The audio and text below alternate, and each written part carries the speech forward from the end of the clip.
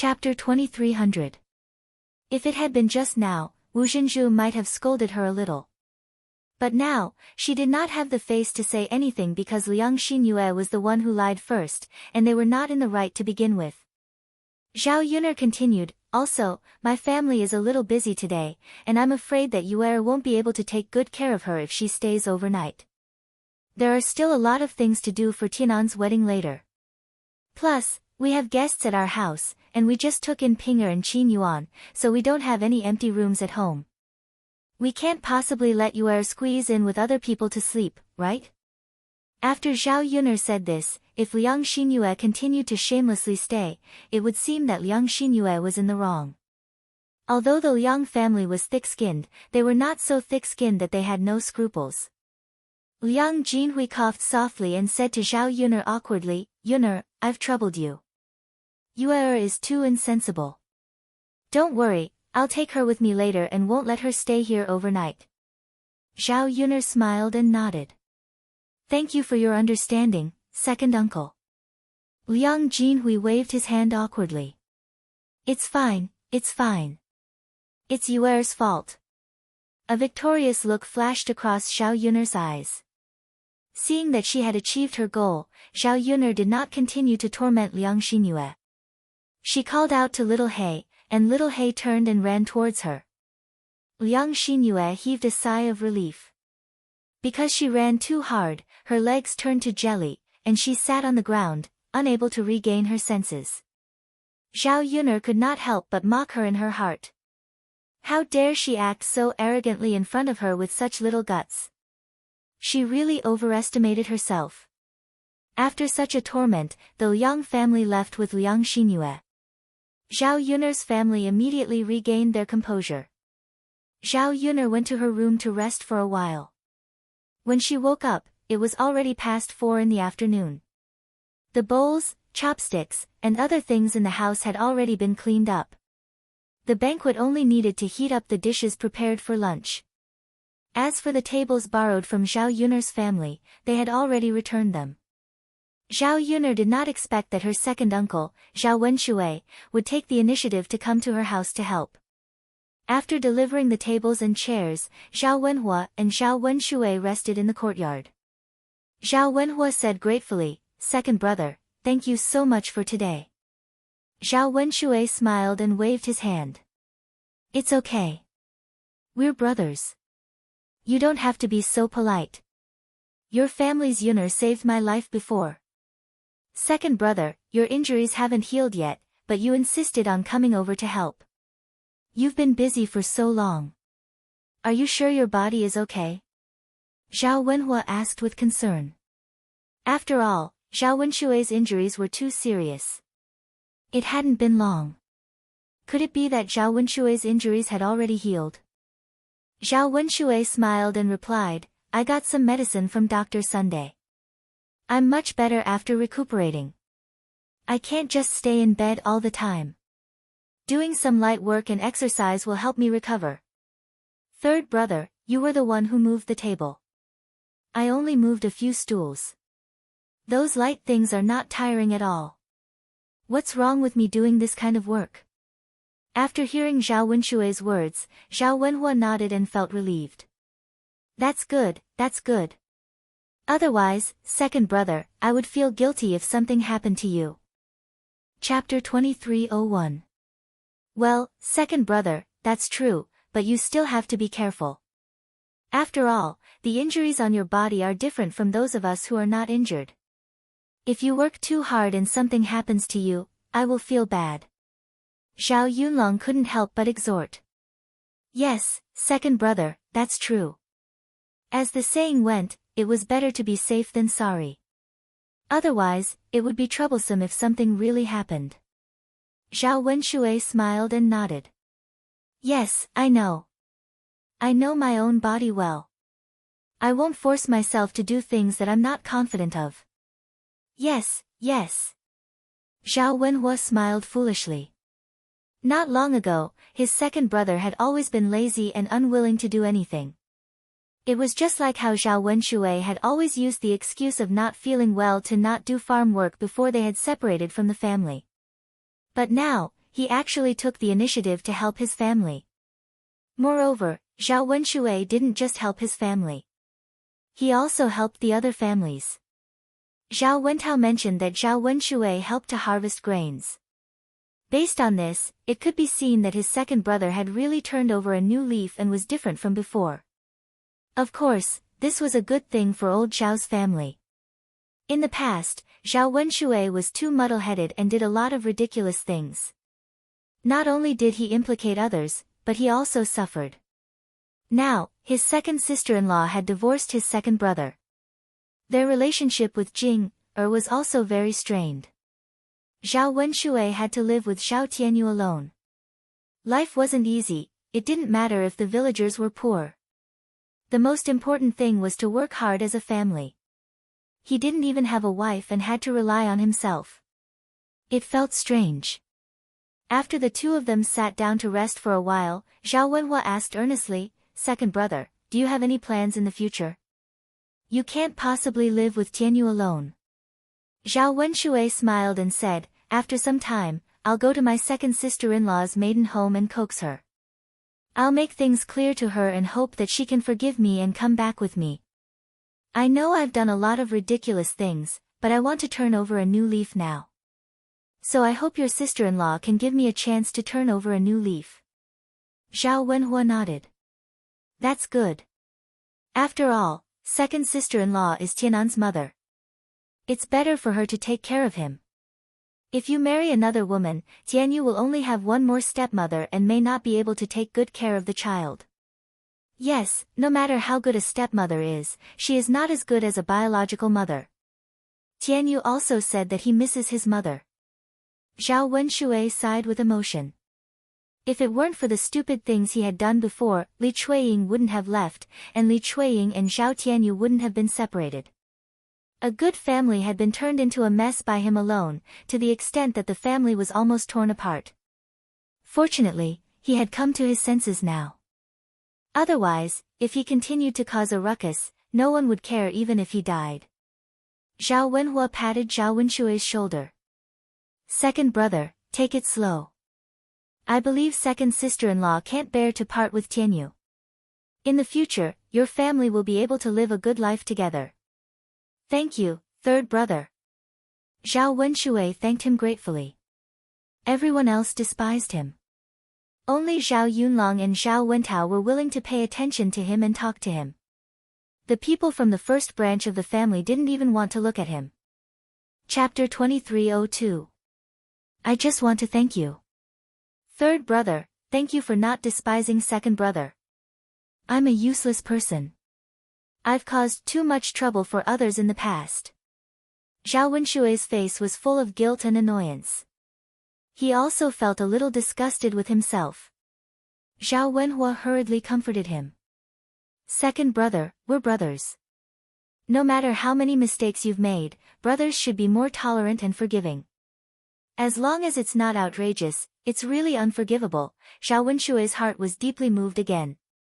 With Zhao Wenhua's words, Zhao Wenxue felt that he was not alone at this time. He still had brothers who supported him behind him. For the sake of his brothers, he had to be a good person and not let them down too much. As the two of them spoke, Zhao Yun's kitchen started to get busy again.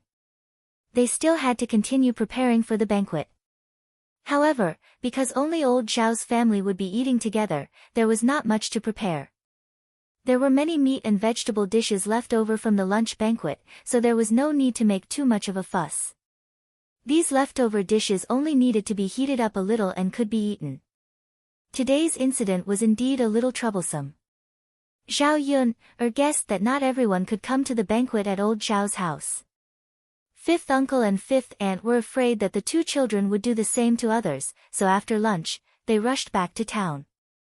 Zhao Xinhui was beaten 30 times with the paddle and was now lying half dead in old Zhao's house. Hu Chunhua was so anxious that she was in no mood to come over for lunch.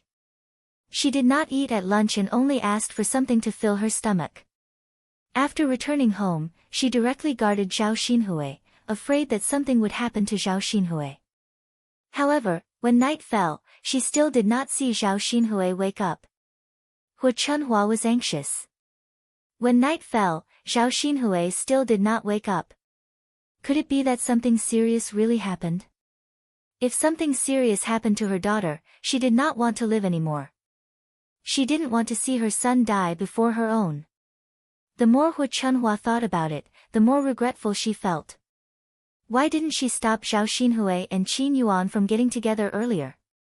Or she should have asked them to keep a low profile and not be so ostentatious. Otherwise, they wouldn't have been punished so severely today. Although Hu Chunhua cared about money and agreed to let Zhao Xinhui and Qin Yuan be together because of money, she felt that compared with her daughter was more important. After all, one could only enjoy life if they were alive. There were some things that money could not make up for. Zhao Baoshan also returned to old Zhao's house. He sat in old Zhao's courtyard and smoked. Although he didn't say anything, he was worried about his daughter's situation. If he really couldn't make it, he would have to send his child away. He would feel very sad. When it was almost time for the banquet to start, Zhao Benshan called out to Hu Chunhua, who was in the room. "Old woman, we should go to old Third's place. Otherwise, he will have to trouble himself to invite us over." When Hu Chunhua saw that Zhao Xinhui showed no signs of waking up, she replied unhappily, "Our daughter is already in this state. Who would be in the mood to eat? If you want to go, you can go. In any case, I won't go." Zhao Baoshan put down his cigarette and sighed heavily. "Even if you don't want to eat, you won't wake up. The most important thing is to fill your stomach. If you fall, who will take care of her? No matter what, you have to take care of your own health. Don't tire yourself out first." Chapter 2303. After being scolded by Zhao Baoshan, Hu Chunhua wiped the tears from the corners of her eyes. "I don't care. Anyway, if my daughter can't do it, I won't be in the mood to eat. You're the only one who's magnanimous. Your daughter is already like this, but you don't even fart. You don't even care about her. It's not like she's your daughter. Why is she so pitiful to have such a heartless father like you?" The corner of Zhao Baoshan's mouth twitched. This old woman's words were too infuriating. Could it be that he, an old man in his 20s, had to cry like a woman? What kind of joke was that? The scandal today had already embarrassed him enough, and he was being mocked by the other people in the village. If he still cried and made a fuss now, who knew how many people would continue to laugh at him later on? When one was old, what they cared about the most was their reputation. He didn't want to become the target of ridicule before he died. As for Zhao Xinhui, speaking of which, he was also full of anger. Even if she had hooked up with the Qin Yuan, she didn't have to be so ostentatious like today. He didn't know where she learned from. She didn't go home when she had a home, but ran to the grassland every day to have sex. Wasn't she deliberately letting others catch her? In addition, she was unlucky today to have met Lord Li Zheng, so she had to be punished for this matter. Zhao Baoshan's only worry now was that this matter would spread throughout the surrounding villages. After all, bad news spread far and wide. He didn't want old Zhao's family to be mocked by the surrounding villages. Otherwise, he wouldn't be able to go out and meet people. Is there any use for me to worry? Will my daughter wake up after yelling at her a few times like you? What are you talking about? Zhao Baoshan snorted in displeasure. Hu Chunhua sobbed, "If you want to eat, you old man can eat. Don't worry about me. If Hui doesn't wake up, I'll have to call Dr. Sun over to take a look. I don't want anything to happen to her." Fine. I won't care about you. Old woman, you can do whatever you want. It's none of my business anyway. Zhao Baoshan replied angrily, then got up and walked in the direction of Zhao Yun's house. When Zhao Baoshan came over, Zhao Wenhuo went forward and asked Zhao Xinhui's condition. Zhao Baoshan's head, and Zhao Baoshan's mother. Zhao Xinhui's SSS heart. Zhao Yunlong was worried for Zhao Xinhui.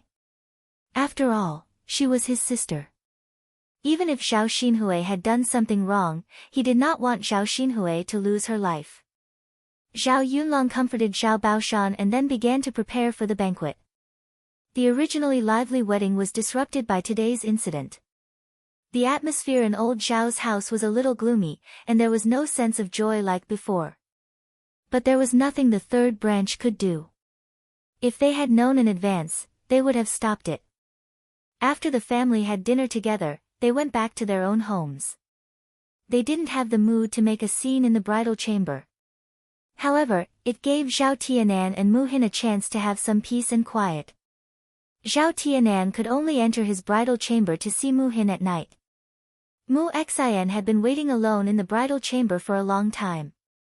In the middle, only the third branch had sent her some food. After that, she was the only one left. She was bored to death. She heard some sporadic conversations outside the bridal chamber. She knew that something big had happened in the family today, but no one told her. As soon as Zhao Tianan came, Mu Hin's mood rose a lot. She was a little excited. Chapter 2304. As soon as Zhao Tianan entered the room, Mu Hin smelled the alcohol on him and asked with concern, "Tianan, how are you feeling? Are you feeling unwell?" A person's body would feel uncomfortable after drinking too much.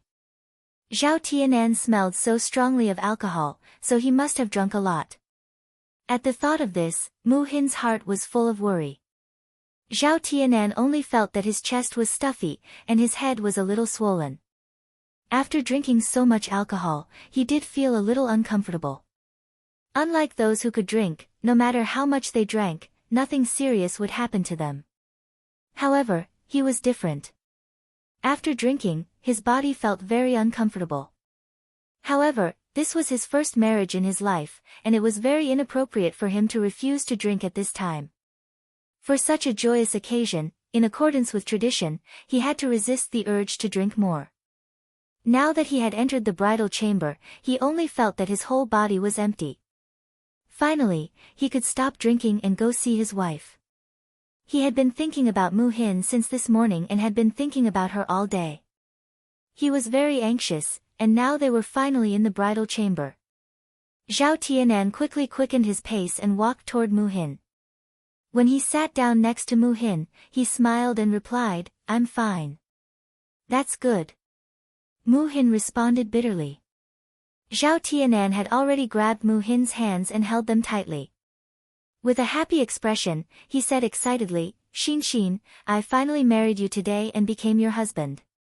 From now on, you are my wife, and we will live happily in the future." Mu Hin responded. She was full of anticipation for Zhao Tianan's words. "Tianan, hurry up and take off the veil on my head." Mu Hin urged somewhat impatiently. She couldn't take off the red veil on her head herself. It had to be done by the groom. Only then did Zhao Tianan react. He was so excited that he didn't even know to remove the red veil.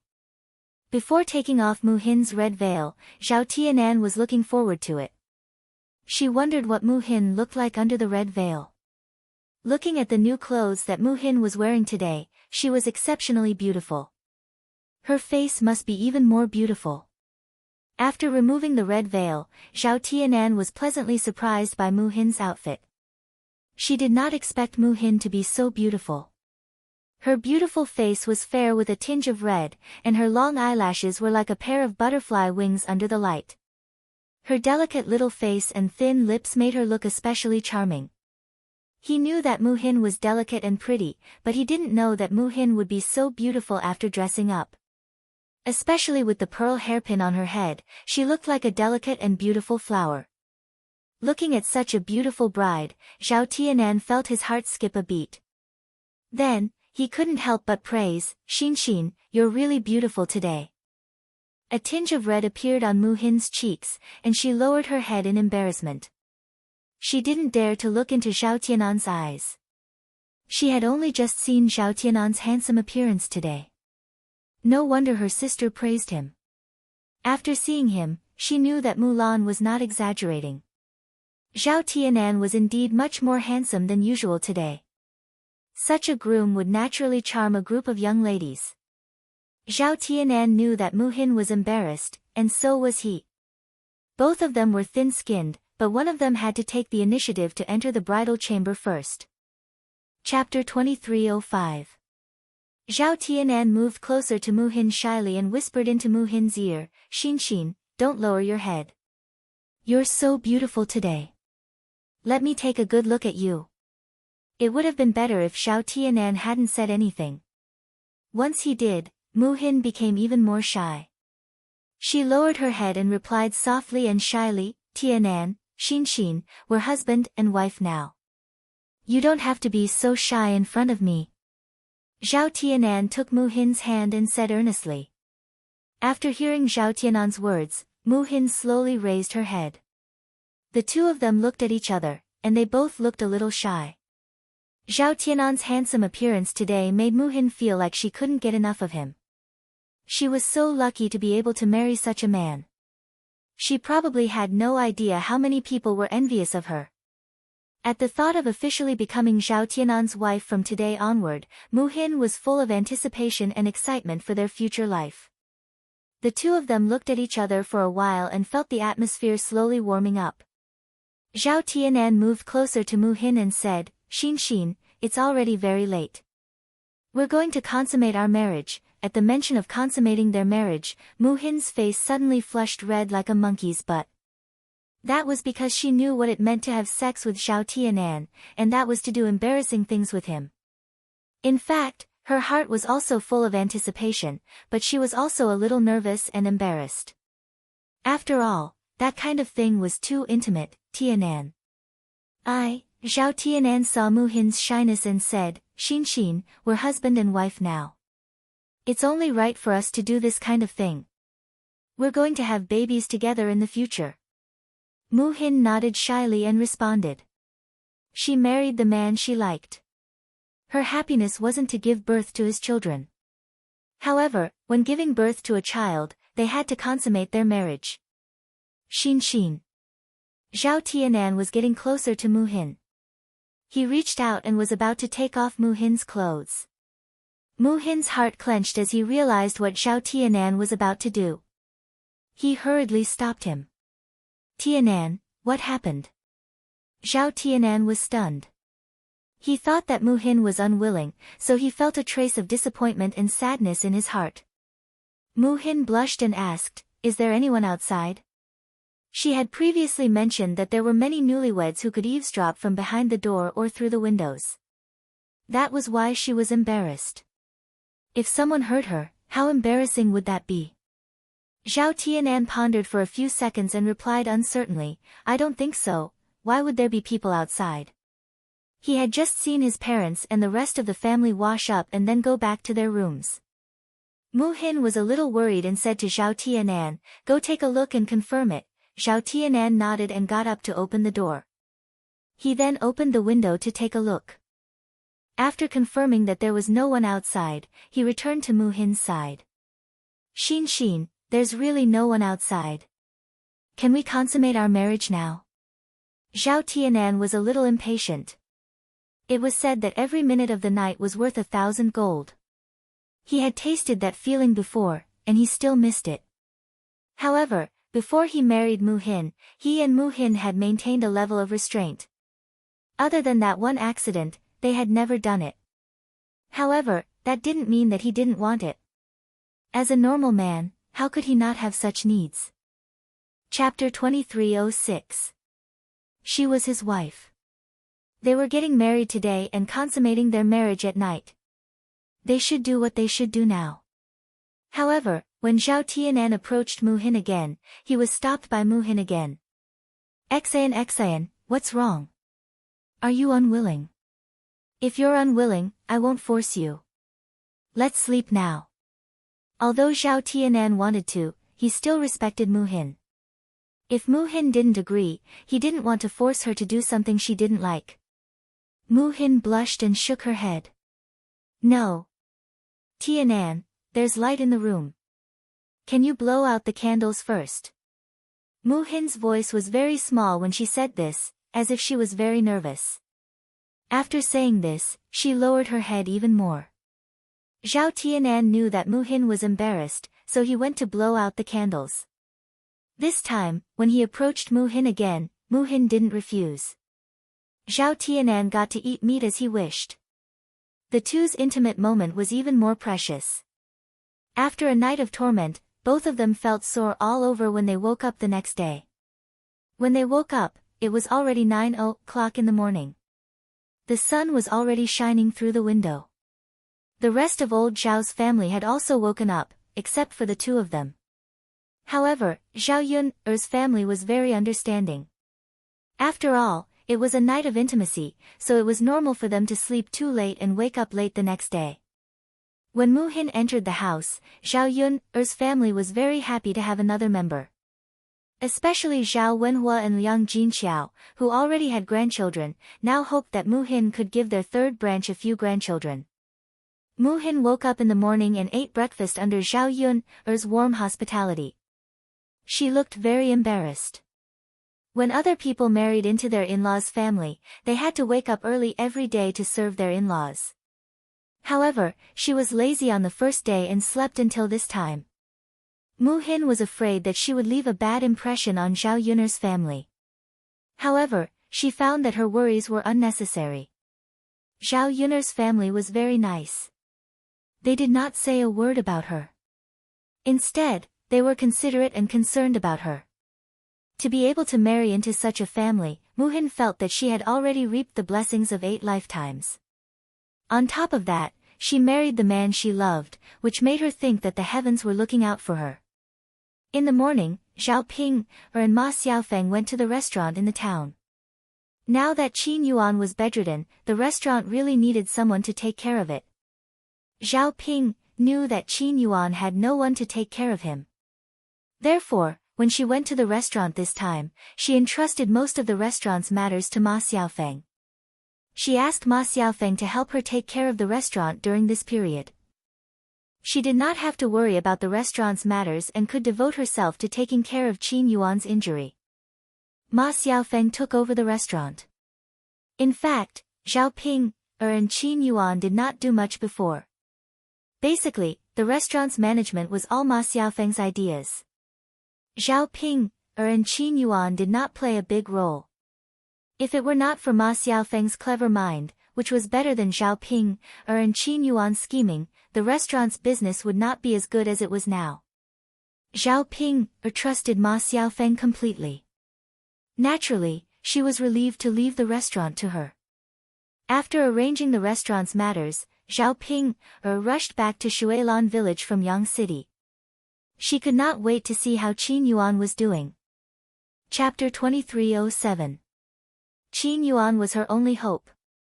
She only hoped that he could be well. Only then would everything she did now be worth it. Among the things she bought, there were tremella, longan, red dates, brown sugar, and so on. They were all things that nourished the blood. This time, Qin Yuan was hit 50 times with the plank, and quite a lot of blood seeped out of his buttocks. Since yesterday, Qin Yuan's face had been pale. It was obvious that his blood was insufficient. Thus, she should buy some things that nourished the blood. This way, Qin Yuan could recover faster.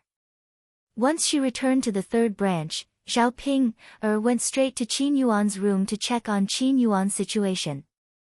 At this time, Qin Yuan was already awake. He lay on the bed, not daring to move. Because his buttocks were injured, he could not lie down to sleep. After lying on the bed for such a long time, there was an indescribable soreness all over his body.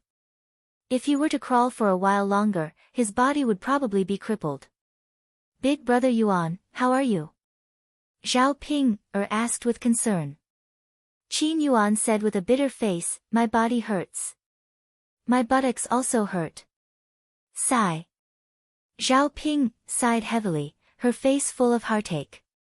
If only she was the one who was suffering right now, it just had to be Qin Yuan. It was a pity that this kind of pain could not be transferred. No matter how uncomfortable Qin Yuan was, he could only bear it alone. "Big brother Yuan, just bear with it for a while more. It will slowly get better." Zhao Ping consoled him. Qin Yuan gritted his teeth and replied, "I know."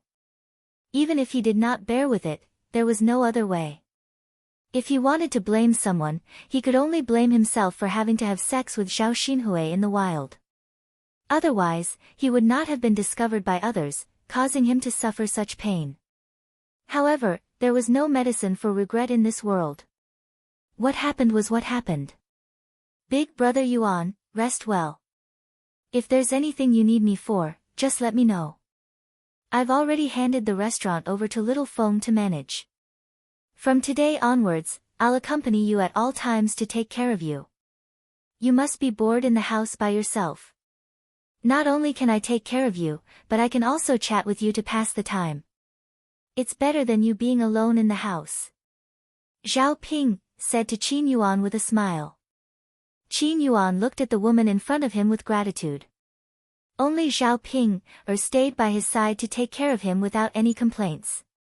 He was afraid that he would owe her more and more. Zhao Ping, you are a good woman. I was blind in the past. I didn't know how to cherish you, Qin Yuan said. He had never said such a thing before, but this time, he said it from the bottom of his heart. Zhao Ping was touched and happy when she heard it. She held Qin Yuan's hand and said with a smile, Big brother Yuan, it's enough to hear you say that. Let the past be the past. As long as we are together now, it's fine as long as we live well together. Qin Yuan nodded heavily in response. Then, he suddenly thought of Zhao Xinhui. Compared to Zhao Ping, Zhao Xinhui was clearly much colder. He knew that Zhao Xinhui didn't truly love him. Or rather, even if Zhao Xinhui loved him, Zhao Xinhui definitely loved herself more than she loved him. She had also received 30 paddles this time. Originally, she was already injured, and her body wasn't good. He didn't know if she could survive this time. Although Zhao Xinhui had broken his heart, Qin Yuan still couldn't help but ask about Zhao Xinhui's situation because of his feelings for her. Ping, how is your aunt now? Zhao Ping, was slightly stunned. Then, a hint of jealousy appeared on her face. Chapter 2308. Her aunt was such a bad woman. Why was Big Brother Yuan so obsessed with her? Could it be that he did not remember what she did and said to him yesterday? Could it be that he still wanted to stick to her? It was said that women loved bad men. Could it be that this saying applied to women as well? Men loved bad women too. Was it because her aunt was bad that she seduced her big brother Yuan? Seeing Zhao Ping's displeasure and jealousy, Qin Yuan hurriedly said, Ping, don't misunderstand. I was just casually asking. If you don't like it, I won't ask anymore, Zhao Ping sighed. She was not used to Qin Yuan's attitude.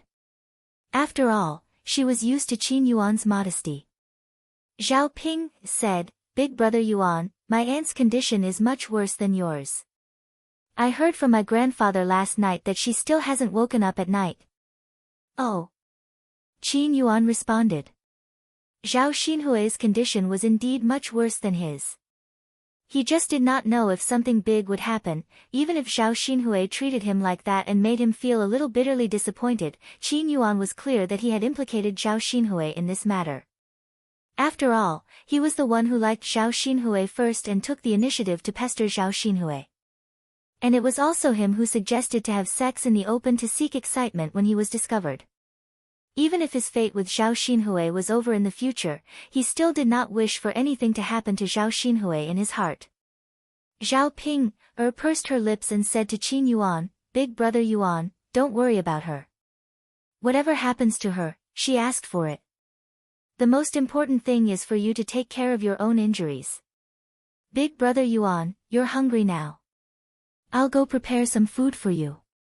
I bought many tonics from Yang City today. I'll go and stew some longans for you now. Qin Yuan was still thinking about Zhao Xinhui, so he nodded absent-mindedly when Zhao Ping talked to him. Zhao Xinhui carried his things and walked out of the house. When he arrived at the kitchen, he saw Mu Hin sitting idly in the courtyard. He was a little displeased. In Zhao Ping's opinion, it was all because Mu Hin took away Zhao Tianan that Ma Xiaofeng couldn't be with Zhao Tianan. Because of Zhao Tianan's marriage, Ma Xiaofeng was very sad yesterday, and she saw it all. At this moment, Zhao Ping couldn't help but feel indignant for Ma Xiaofeng. Ma Xiaofeng was clearly so much better than Mu Hin. Why did this silly brother of hers take things too hard and choose Mu Hin instead of Ma Xiaofeng? Perhaps it was because Mu Hin's vixen methods were too powerful, and Ma Xiaofeng couldn't beat her, so he lost. Mu Hin also felt Zhao Ping's scorching gaze on him. He stood up a little fearfully and called out to Zhao Ping, big sister. Zhao Ping was Zhao Tianan's big sister after all. Now that she was married to Zhao Tianan, Zhao Ping was also her big sister. As for Zhao Ping, no matter whether she liked her or not, and no matter what grudges they had in the past, she had to maintain respect for Zhao Ping, for Zhao Tianan's sake. Zhao Ping rolled her eyes at Mu Hin and said sarcastically, "You're so free, sitting there doing nothing. Did the Zhao family marry you back to treat you like an ancestor?" After being scolded by Zhao Ping like this, Mu Hin lowered his head and didn't know what to say. In fact, she also wanted to help with the chores, but Zhao Yun and Liang Jinxiao both rushed to do the chores. She also woke up late, so there were many things that she didn't have a chance to intervene. Chapter 2309.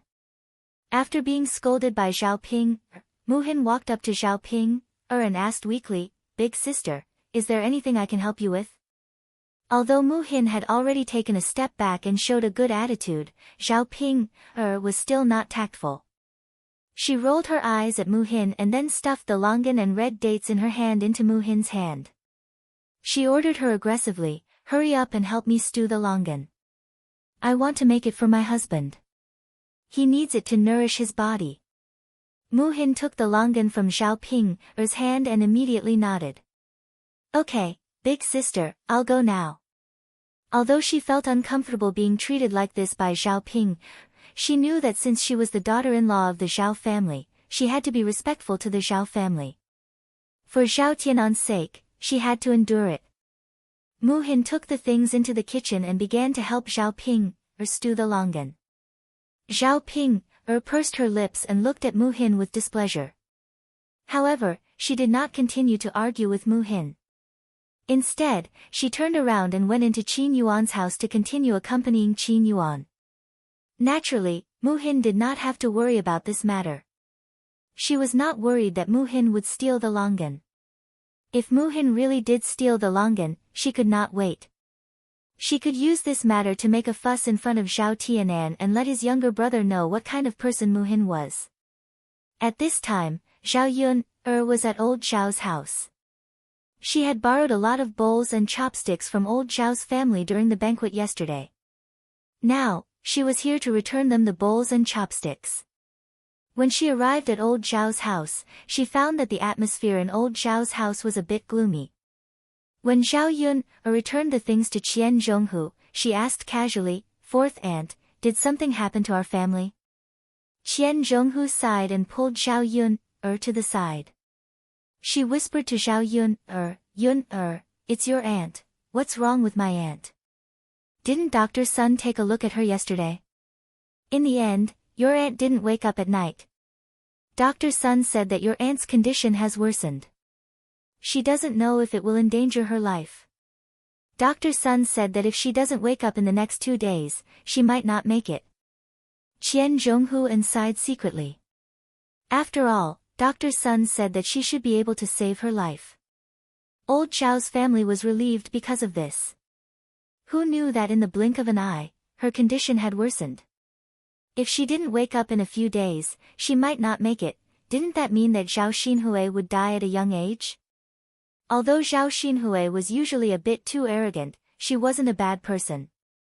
Her personality was spoiled by Hu Chunhua, so her nature was still considered pure.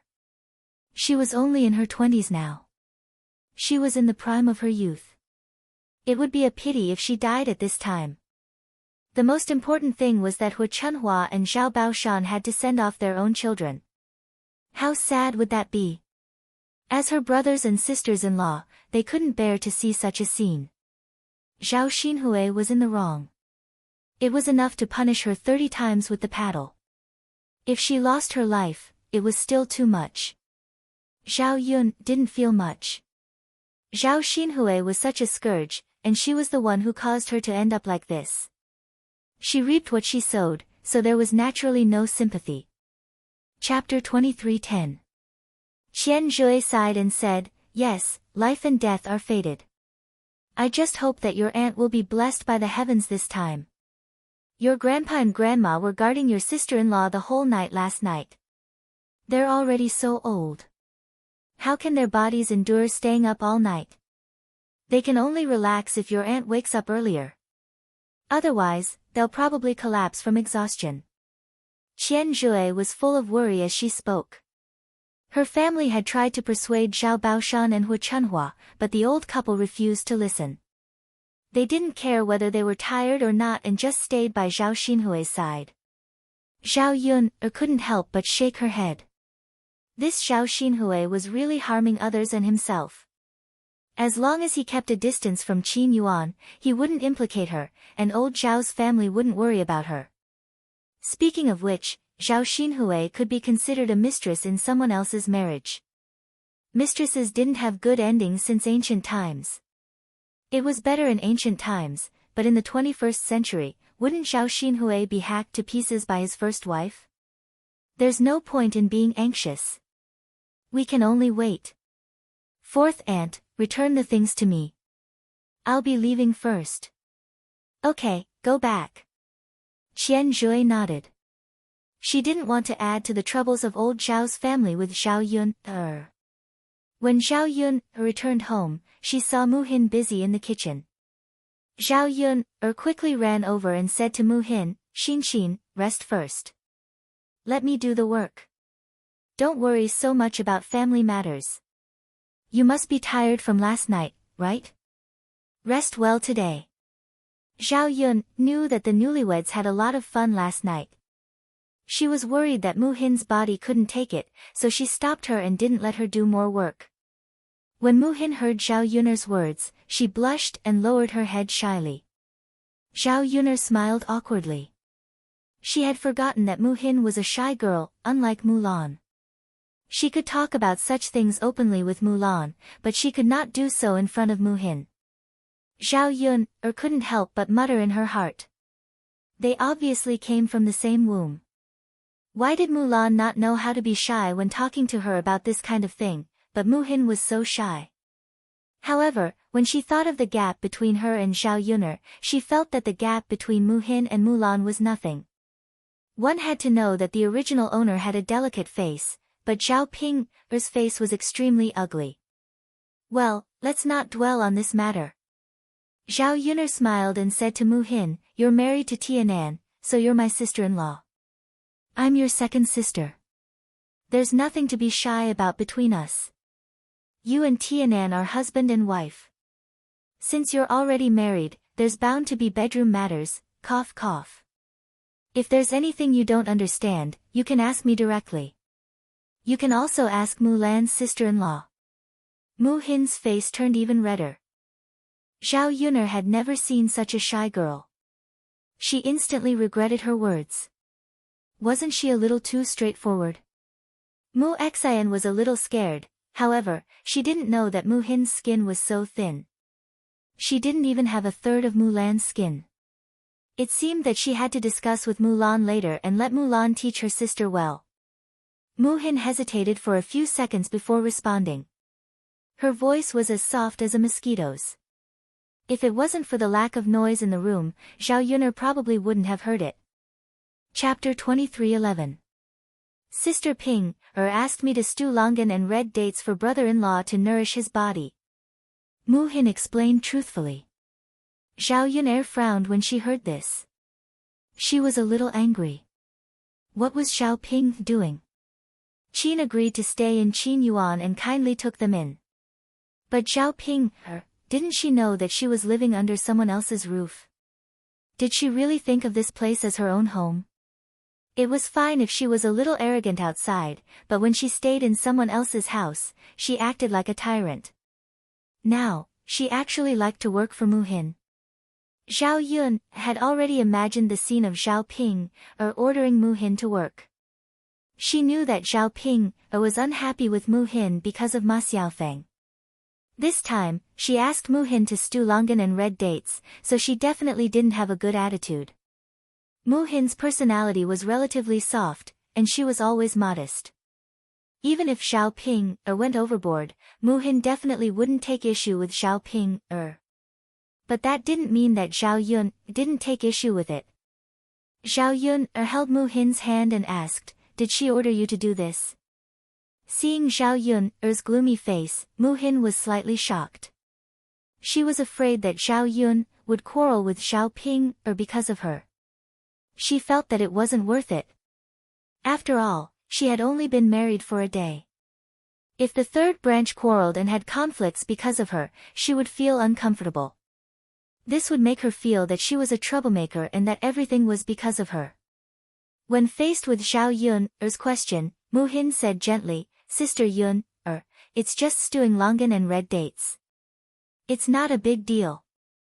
Although it was indeed as Mu Hin had said, this was just a small matter, the significance was different. "Then she must have ordered you to do it." This Zhao Ping, Zhao Yun, clenched her fists, making cracking sounds.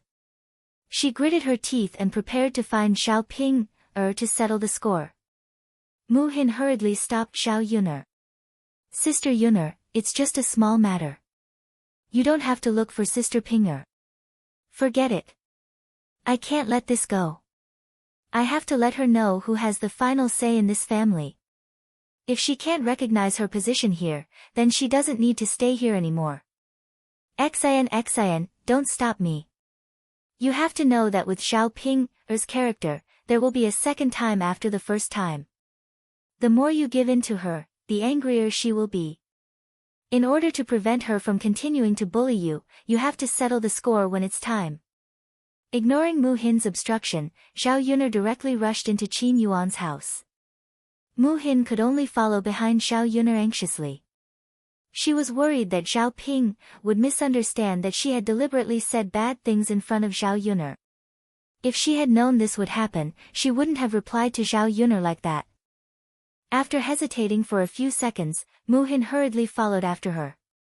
The moment they entered Qin Yuan's house, Zhao Yun coldly called out Zhao Ping's name, "Zhao Ping, Zhao Ping looked up unhappily. "Zhao Yun, what are you shouting for? Can't you see that my big brother Yuan is injured and needs to recuperate? Then come out." Zhao Ping was afraid that Zhao Yun would disturb Qin Yuan. Qin Yuan unwillingly followed Zhao Yun out of the house. "Zhao Yun, did you eat a firecracker? Why are you looking for me with such a huge temper?" Zhao Ping asked in annoyance. However, just as she spoke, Zhao Yun slapped Zhao Ping hard across the face. She only heard a slap. After a few seconds of sluggishness, she recalled Zhao Ping's shrill scream. Chapter 23:12. "Zhao Yun, have you been bitten by a mad dog? Why are you making trouble for me again? What have I done? Aren't you being too much of a bully? She slapped me for no reason." If it weren't for the fact that Qin Yuan had to stay with the third branch, based on Zhao Ping's temper, she would have rushed up and fought with Zhao Yun. She was being too much of a bully for no reason. At this moment, her face was burning with pain. Zhao Ping couldn't help but worry about her face. She was already ugly enough. Now that her face was swollen from the slap, wouldn't it become even uglier? "Why am I making trouble for you? Don't you know it in your heart?" Zhao Yun replied unhappily. "Know what?" Zhao Ping was a little confused. When did she provoke Zhao Yun? This time, it was clearly out of the blue. "You don't know what you've done. Zhao Yun, if you have something to say, just say it. Don't beat around the bush." "I don't know what you're talking about either." "Alright, since you don't know, I'll tell you. I want to ask, who gave you the right to order Mu Hin around?" Zhao Yun's eyes had a hint of sharpness. Zhao Ping was stunned and said with disdain, "She's Tianan's daughter-in-law, and I'm Tianan's older sister. As the eldest sister, can't I order my younger sister-in-law around? She's a woman who married into our family. If she doesn't work for us, should we treat her like an ancestor? Zhao Yun, even if this matter is brought up in front of others, I'm not necessarily unreasonable. What right do you have to slap me because of this? Aren't you going too far? Ha, who do you think you are? Zhao Ping, father and mother don't want to have anything to do with you. We're taking you and Qin Yuan in now. Please understand your position in this family. You're just a married woman. You don't have the right to meddle in the family's affairs. Moreover, you and the Qin Yuan are both living under someone else's roof, so you'd better behave yourselves. If you say that you're making me unhappy, I'll tell you to scram right now. When Mu Hin marries into our family, you can let her serve her in-laws and take good care of her husband. But you don't have the qualifications to work for an outsider. If there's a next time, you know the consequences. Zhao Yun, said with a serious face and gave Zhao Ping, a warning look. Zhao Ping, was very unhappy, but she was shocked by Zhao Yun's words. Zhao Yun, understood Zhao Ping's temperament. She meant what she said, and she was very ruthless. If he was really kicked out by Zhao Yun, how could Qin Yuan's body take it? For the sake of Qin Yuan, even if Zhao Ping felt wronged, she still gritted her teeth and endured it. After seeing Zhao Ping tactfully nod her head, Zhao Yun restrained her anger and let Zhao Ping go. Because of this, Zhao Ping hated Mu Hin even more. It must be this B*TCH who ran to Zhao Yun to complain. Zhao Tianan must be blind to marry such a woman. Zhao Ping suppressed the anger in her heart and returned to Qin Yuan's room. Qin Yuan heard the conversation outside the room just now. When he saw the slap mark on Zhao Ping's face, he felt a touch of pain in his heart. He knew that Zhao Ping was wronged because of him. In his heart, he felt even more guilty towards Zhao Ping. If it weren't for them living under someone else's roof, how could they tolerate Zhao Yun's rampant behavior? Sigh. What could they do? Chapter 23:13. Qin Yuan reached out and touched Zhao Ping's face. He asked with concern, Ping, does your face hurt a lot? Zhao Ping, was slightly stunned. She raised her head and glanced at Qin Yuan. This was the first time she saw Big Brother Yuan being so concerned about her. Moreover, he was speaking to her so softly. It was completely different from before. It was precisely because of this that Zhao Ping felt flattered. This was because Qin Yuan was something she did not dare to hope for. Meeting Qin Yuan's eyes, Zhao Ping bit her lower lip. She then shook her head and said, Big Brother Yuan, don't worry. It doesn't hurt. It's just a slap. It's okay. Zhao Ping was afraid that Qin Yuan would be worried about her, so she deliberately said that it was okay. Actually, she was already very satisfied that Qin Yuan could speak to her so gently and be so concerned about her. How could she bear to let Qin Yuan worry about her again? Looking at Zhao Ping's appearance, he sighed and said, Ping, how can it not hurt? Half of your face is swollen. Sigh. It's all my fault. I've implicated you. If we weren't living under someone else's roof, how could we have endured such grievances? Ping, I'm really useless. I'm really not a man. As Qin Yuan said this, a look of frustration appeared on his face. Zhao Ping hurriedly held Qin Yuan's hand and said to Qin Yuan, Big Brother Yuan, don't say that. This has nothing to do with you. You're injured, so we have to recuperate properly. Zhao Yun is arrogant, so let her be for now.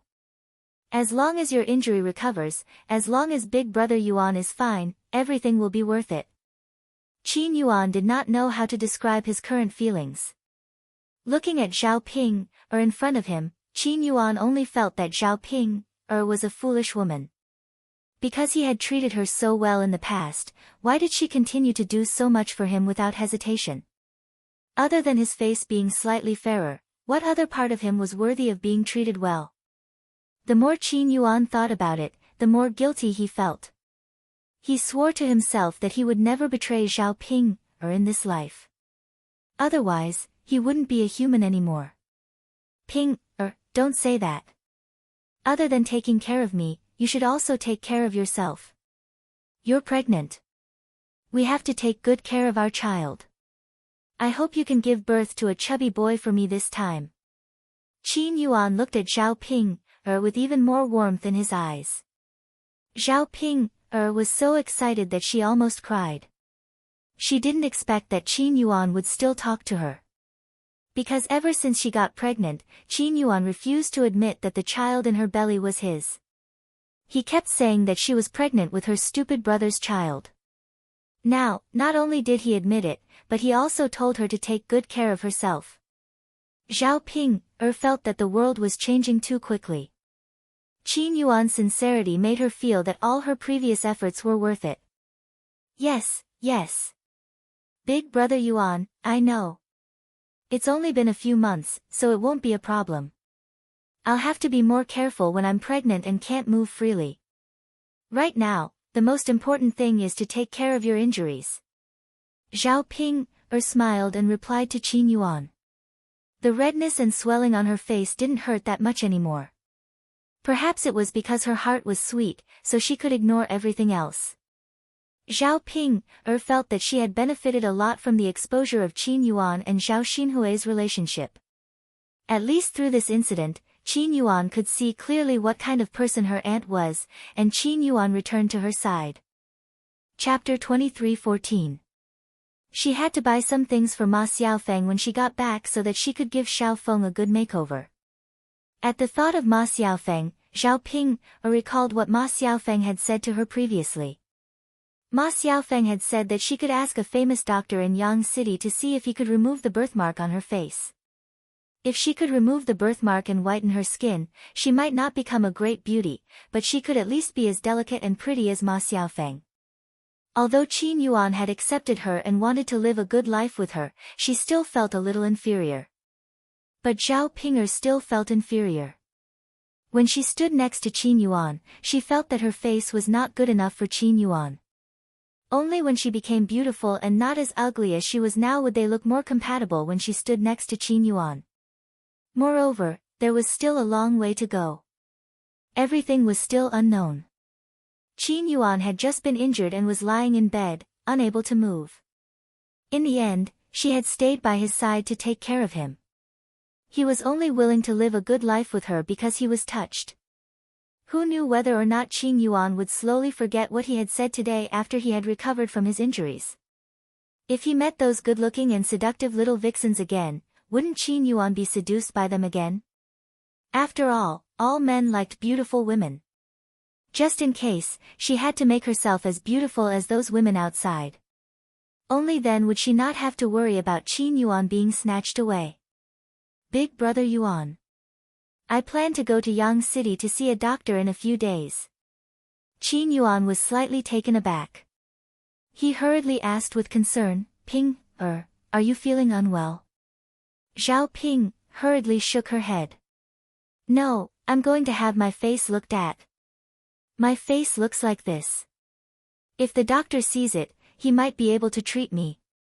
In the past, I didn't have money, so I had no choice. Now that I have money, I want to see if my face can be treated. Qin Yuan nodded when he heard that. He knew that women loved beauty very much. Zhao Ping, was no exception. Moreover, Zhao Ping, was born ugly. Nowadays, no woman would be able to stand having such a face. Qin Yuan was very supportive of Zhao Ping's plan. He nodded and said, Okay, Pinger, go ahead. Do whatever you want to do. I support you. Zhao Ping, was very touched. She nodded heavily and replied, N. Big brother Yuan, you're so nice. While Zhao Pinger and Qin Yuan were whispering sweet nothings to each other in the room, Zhao Yuner went to Mu Hin and told Mu Hin, Xin, if Zhao Pinger dares to bully you or order you around again, you have to learn how to refuse, okay? If she does this again, you have to tell me. Mu Hin nodded in response. At this moment, she felt a little guilty in her heart. Because Zhao Ping'er was slapped by Zhao Yuner, she reckoned that Zhao Ping'er hated her to death in her heart now. Sigh. She reckoned that there was no way to mend her relationship with Zhao Ping'er. It was still fine if Zhao Ping'er was not her elder sister. A person who was unrelated to her did not care whether their relationship was good or bad. With this layer of relationship with Zhao Yuner, it was better to maintain a good relationship with her so that everyone would feel comfortable in their hearts. In the next few days, Zhao Ping'er was more well-behaved. She knew that she was living under someone else's roof and knew her place. Basically, she did everything herself. At old Zhao's house, Zhao Xinhui finally woke up on the third day. Hua Chunhua and Zhao Baoshan both heaved a sigh of relief. If they waited any longer and Zhao Xinhui still did not wake up, they reckoned that they would really have to pay with their lives. Chapter 23:15. Yi Li was quite skilled. His kung fu was even better than Mu Yanfeng's. Dao De worshipped Yi Li a lot and asked Yi Li to teach him kung fu all day long. Yi Li was very patient. Even though Dao De was only a few years old, he didn't look down on Dao De at all. In Yi Li's words, it was a good thing to practice kung fu from a young age. Also, Dao De had a good physique and was very suitable for practicing kung fu. Previously, Yi Li taught Dao De some kung fu. Because Dao De was too young, he didn't learn very quickly. After Dao De digested the kung fu, Yi Li would teach him another kung fu. She saw how Yi Li treated Dao De and doted on him like he was his own son. Zhao Yuner couldn't help but want Dao De to acknowledge Yi Li as his godfather. It would be good for her child to have another father to dote on him. She could tell that Yi Li liked Dao De a lot and was very responsible. During the time that Yi Li lived at Zhao Yuner's house, the biggest benefit that Zhao Yuner felt was that they could eat wild game from time to time. Because Yi Li was skilled, he had to go to the mountains often and he could bring back some wild game every time he went. Sometimes it was wild rabbits, sometimes it was pheasants, sometimes it was deer. These things might not be available even with money. Especially in the countryside, if they wanted to eat meat, they had to go to town or Yang City to buy it. It was very inconvenient. The wild game that Yi Li brought back made it so that they didn't have to buy meat at all. On this day, Dao De tugged at Yi Li's hand and looked up at Yi Li with his cute little face. "Uncle Yi, are we going to the mountains today? Can we bring Dao De with us?" Yi Li looked down at the cute little bun and smiled. "Dao De wants to go to the mountains?" Yes, I want to go. There's nothing to play at home. It's so boring. Let's go for a walk in the mountains." While he was at it, he would also look for his father. He's not at home all day long. Yi Li thought for a moment and nodded. All right then. Since Dao De wants to go, Uncle Yi will accompany Dao De up the mountain. Although it was a little dangerous on the mountain, Yi Li was pretty good at fighting. Even if he encountered any wild beasts, he could deal with them alone. Although Mu Yanfeng was good at fighting, he was not as good as Yi Li, who had undergone professional training. Mu Yanfeng might not be able to deal with a fierce white tiger, but Yi Li did not take it seriously at all. With Yi Li's protection, nothing would happen to Dao De on the mountain. Zhao Yuner felt more at ease handing Dao De over to Yi Li. Dao De was very excited when he heard Yi Li nod in agreement. Uncle Yi is so nice. Let's go. Yi Li held a knife and a bow in his hands as he held Dao De's hand and walked up the mountain. He brought the bow with him so that Dao De could practice and see if he could catch prey. He had taught Dao De archery before, but he practiced at home and could not test his true skills. It was only through hunting that he could train better. Yi Li agreed to bring Dao De up the mountain so easily, not only to let Dao De have some fun, but also to train Dao De's archery skills. Before they set off, Yi Li informed Zhao Yuner so that she would not be anxious if she did not see Dao De and Zhao Yuner. After a while, the two of them walked up the mountain and slowly disappeared into the forest. Dao De looked around excitedly along the way. Yi Li led the way in front to prevent Dao De from tripping or getting stabbed by the thorns along the way. Chapter 23:16. Fortunately, Dao De was also very brave and strong. Although he was small in size, after learning martial arts from him for a period of time, his movements had become a lot more nimble. He walked very steadily, unlike a child who was only a few years old. The two of them walked towards the depths of the mountains. Along the way, Yili taught Daodu how to identify all kinds of herbs. He taught Daodu everything he recognized. Daodu had a very good memory. Basically, he could remember everything Yili taught him once or twice. Sure. Yili suddenly heard movement. He stopped in his tracks and made a shushing gesture to Daodu. Daodu nodded. After a while, the two of them discovered a plump rabbit emerging from the bushes. Yili immediately handed the bow in his hand to Daodu and said to Daodu, "Come, this is a good opportunity for you to practice. See if you can hit those rabbits." Daodu took the bow in Yili's hand and nodded heavily. According to what Yili had taught before, he pulled the crossbow and shot an arrow in the direction of the hare with his eyes like a torch. However, Daodu was only a few years old after all. He couldn't use too much strength, so the power of the bow was a little weak. Fortunately, the rabbit wasn't too far away. Daodu's arrow finally hit the rabbit's body. The rabbit fell to the ground after being hit. Blood began to flow out of the wounds on its body. "I hit it." Daodu cheered. Then, he looked at Yili, waiting for Yili's praise. When Yili saw this, a satisfied smile appeared on his face. He patted Daodu's head and said exaggeratedly, "Daodu is awesome." Daodu's little face also overflowed with a happy smile. This success greatly boosted Daodu's confidence. He felt a sense of pride in his heart. Yili walked towards the rabbit and picked it up. He would bring it home and give it to Zhao Yuner. It would be another dish to go with wine. Yili felt that the happiest thing about living in Zhao Yuner's house was to enjoy the leisure time here. He could often see Zhao Yuner and eat Zhao Yuner's cooking. To him, this was a kind of happiness that he didn't dare to ask for in the past. Even though he knew that Zhao Yuner liked Mu Yanfeng and that she was with Mu Yanfeng, he was still very happy. In his opinion, it was fine as long as Zhao Yuner was happy. During these days at Zhao Yuner's house, Yili came into contact with Zhao Yuner's life. He saw Mu Yanfeng's love for Zhao Yuner and knew that there was another man who loved Zhao Yuner as deeply as she did. Yili was relieved to hand her over to him. He just needed to quietly protect Zhao Yuner's happiness. "Let's go. Let's continue looking and see if we can hunt more game back. Daodu is awesome today. I believe we can hunt more game."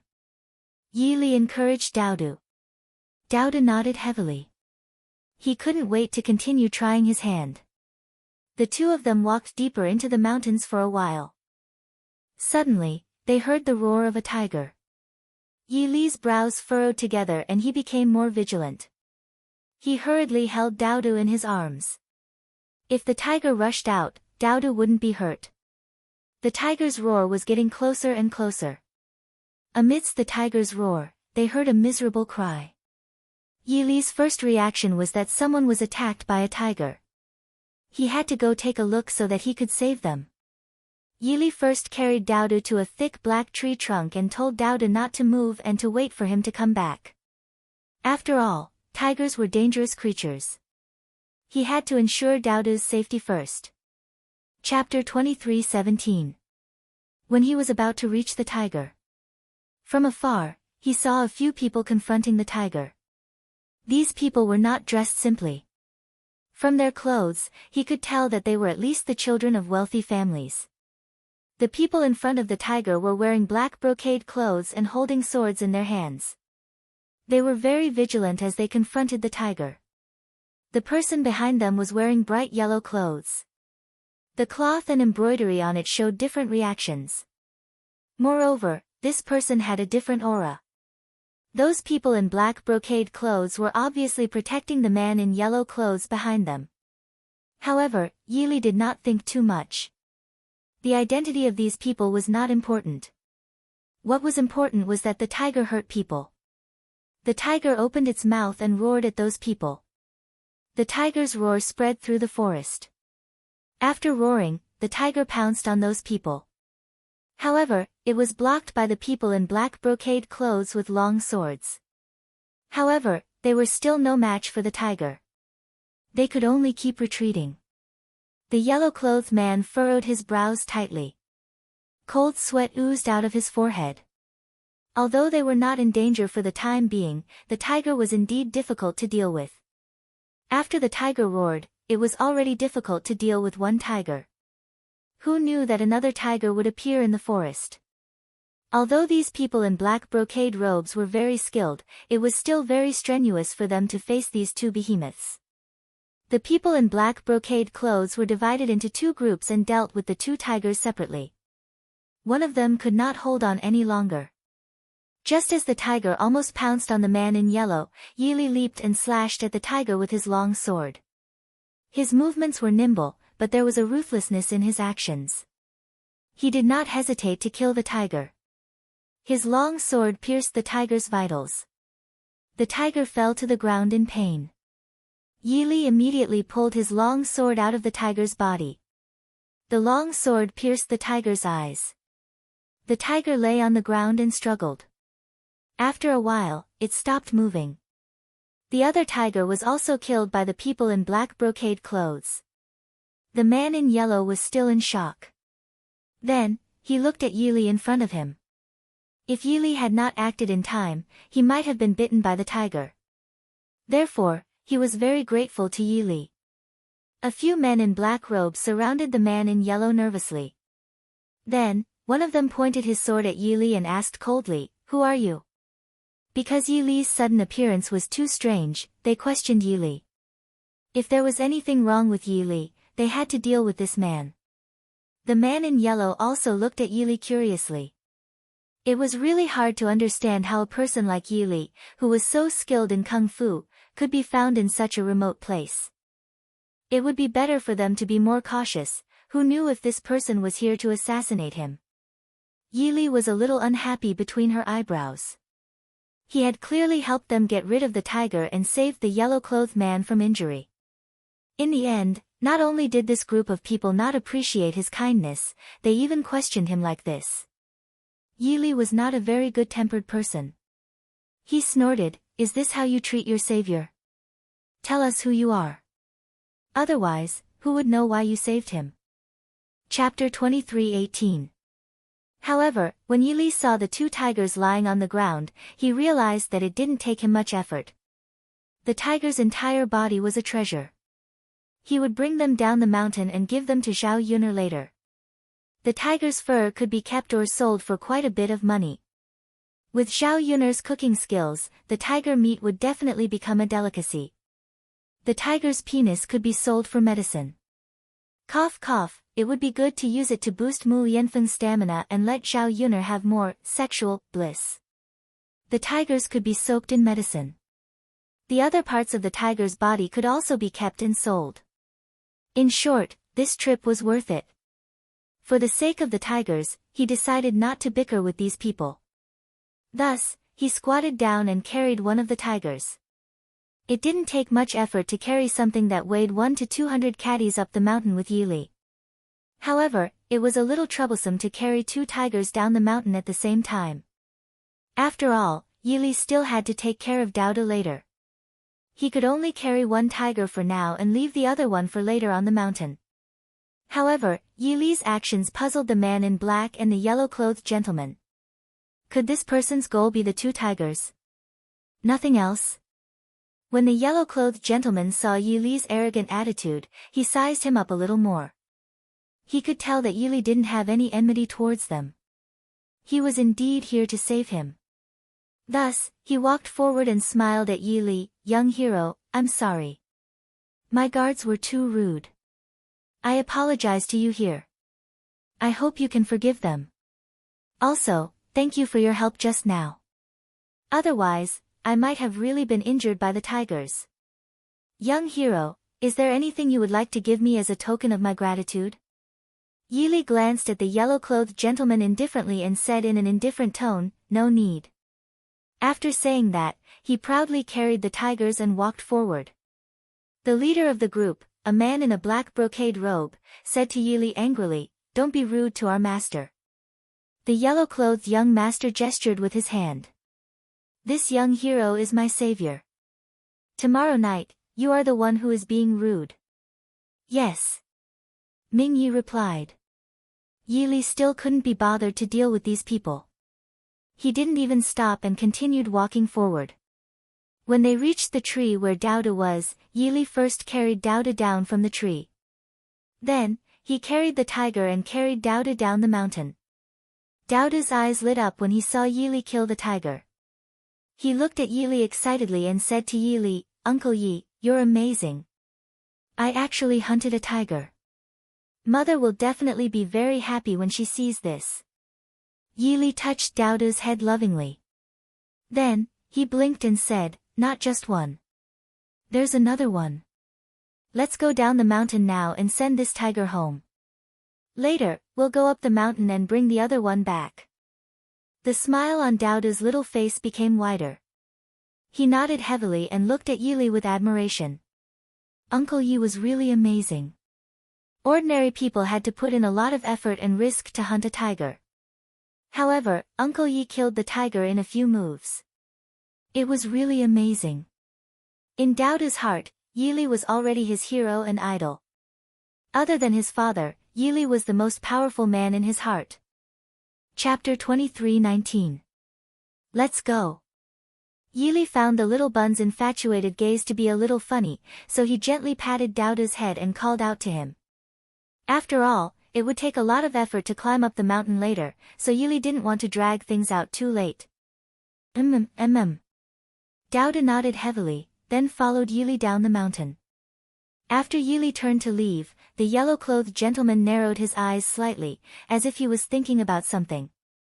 Ming Yi walked up and said to the yellow-clothed gentleman, Your Majesty. That person just now was very skilled, so he's clearly not an ordinary person. We don't know if he has any ulterior motives this time, so we have to be careful. This yellow-clothed gentleman was the current emperor. This time, he came to Yang City again to discuss political matters with Mu Lianfeng face to face, and at the same time, to investigate whether Mu Lianfeng was sincerely working for him during this period of time. After secretly investigating, the emperor confirmed that Mu Lianfeng had been working for him earnestly during this period of time, and didn't do anything he shouldn't have done. Only then did he truly accept Mu Lianfeng in his heart. He was naturally suspicious, so he would consider many things before using people. Only when he confirmed that there was nothing wrong with this person and that this person was completely loyal to him would he dare to entrust everything to him. Suppressing the unrest at the border fortress was very important, so he had to confirm that Mu Lianfeng was truly loyal to him. Otherwise, he would have to hand this matter over to someone else. Fortunately, Mu Lianfeng didn't disappoint him, and he now had one more person he could use. Hearing Ming Ye's words, the emperor smiled faintly, and his eyes darkened. He shouldn't have any ulterior motives. Your Majesty, why are you so sure? Ming Yi didn't understand. In any case, he felt that this matter was too strange. Who would come into this deep mountain for no reason? Just when the emperor was in danger, Yi Li suddenly intervened and saved the emperor's life? This was too much of a coincidence, so much so that it made people feel that something was wrong. There was a meaningful smile on the emperor's lips. He curled his lips and replied in a playful tone, Zhen's intuition. Ming Ye's mouth twitched. When did the emperor start joking with them? Women talked about intuition all day long. How could the emperor judge things based on intuition? He felt that something was wrong, but it was always a good thing to be more careful. Just in case Yi Li had any ulterior motives, it would be better to take precautions. Alright, let's go. The emperor's tone became a lot more relaxed. He called a few of his subordinates to go down the mountain and find Mu Lianfeng to discuss political matters. Yes. After Yi Li carried the tiger down the mountain, the villagers heard about it and all rushed over to watch the fun. Previously, Zhao Yun'er's family got a tiger, which was very shocking. They didn't expect to get another one this time. Zhao Yun'er was also a little dumbfounded when she saw Yi Li carry the tiger back. Wasn't this man a little too valiant? It was just a trip up the mountain. How could he bring back a tiger so casually? Yuner, do as you see fit with this tiger. I'll skin it later, and I'll leave the rest to you. Then you can have a meal of tiger meat tonight. There's still another one on the mountain, so I'll go and carry it back. After placing the tiger on the ground, Yili had Zhao Yuner greet him. Chapter 23:20. Zhao Yuner was secretly shocked. She only felt that Yili's skills were really too heaven-defying. Killing a tiger was as easy as killing a chicken. It was too easy. After being shocked for a while, Zhao Yuner finally came back to her senses and nodded at Yili. Yili smiled, then turned around and continued walking up the mountain. Meanwhile, quite a number of people had gathered in Zhao Yuner's courtyard. They were all pointing at the tiger on the ground and discussing it. Aya, who is this person? He's too amazing. He actually killed a tiger. Oh right, I remember that this person lived with old Zhao's third branch for a long time. What's his relationship with the third branch? Originally, Yili lived with Zhao Yuner's family. Other than his good looks, he didn't attract much attention. Although Yili was beautiful, Mu Yanfeng was also very handsome. Moreover, Mu Yanfeng was the heir apparent. With Mu Yanfeng in front of him, Yili attracted a lot less attention. Most of the time, Yili wouldn't easily show his face in public. He didn't want to cause trouble for Zhao Yuner's family when he came out for a stroll. Even when Zhao Yuner's family held a banquet, Yili purposely left so that no one could see him. This was because he knew that the entire village would attend the banquet. If he showed up, he would naturally attract a lot of attention. This time, because Yili had hunted a tiger and carried such an eye-catching animal back, it was difficult for everyone not to notice him even if they didn't want to. After one person asked, the others followed suit and said, "That's right. Who is this man? I didn't hear Sister Liang and the others mention him." Yuner girl, what's your relationship with the man who carried the tiger just now? Faced with the villagers' questions, Zhao Yuner vaguely replied, "My cousin, my mother's relatives, and your parents are all there. He came to stay with us for a while." After hearing Zhao Yuner's reply, everyone nodded and continued to gossip about Yili. Don't say, Yuner's cousin is really handsome. I have never seen such a handsome young man in the surrounding villages. Isn't that so? You can't find anyone with such looks in the entire Yang city. Other than being good-looking, he's also very skilled. He actually hunted a tiger. How good do you think he is? Ayaya, if he can even bring back a tiger, then prey is nothing. If he often brings back game back, who knows how much he can sell it for? Not to mention, he's handsome and knows how to earn money. I wonder if he's married. He's definitely not married. If he's married, it's impossible for him to come to Sister Liang's place. That's true. It's a pity that his parents are dead. Otherwise, I have a daughter at home. I want to marry my daughter to him. This young man is not bad. He's very capable. Io, now that you mention it, I also have a daughter at home who is of age to be married. It doesn't matter if his parents are dead, as long as he's capable of earning money.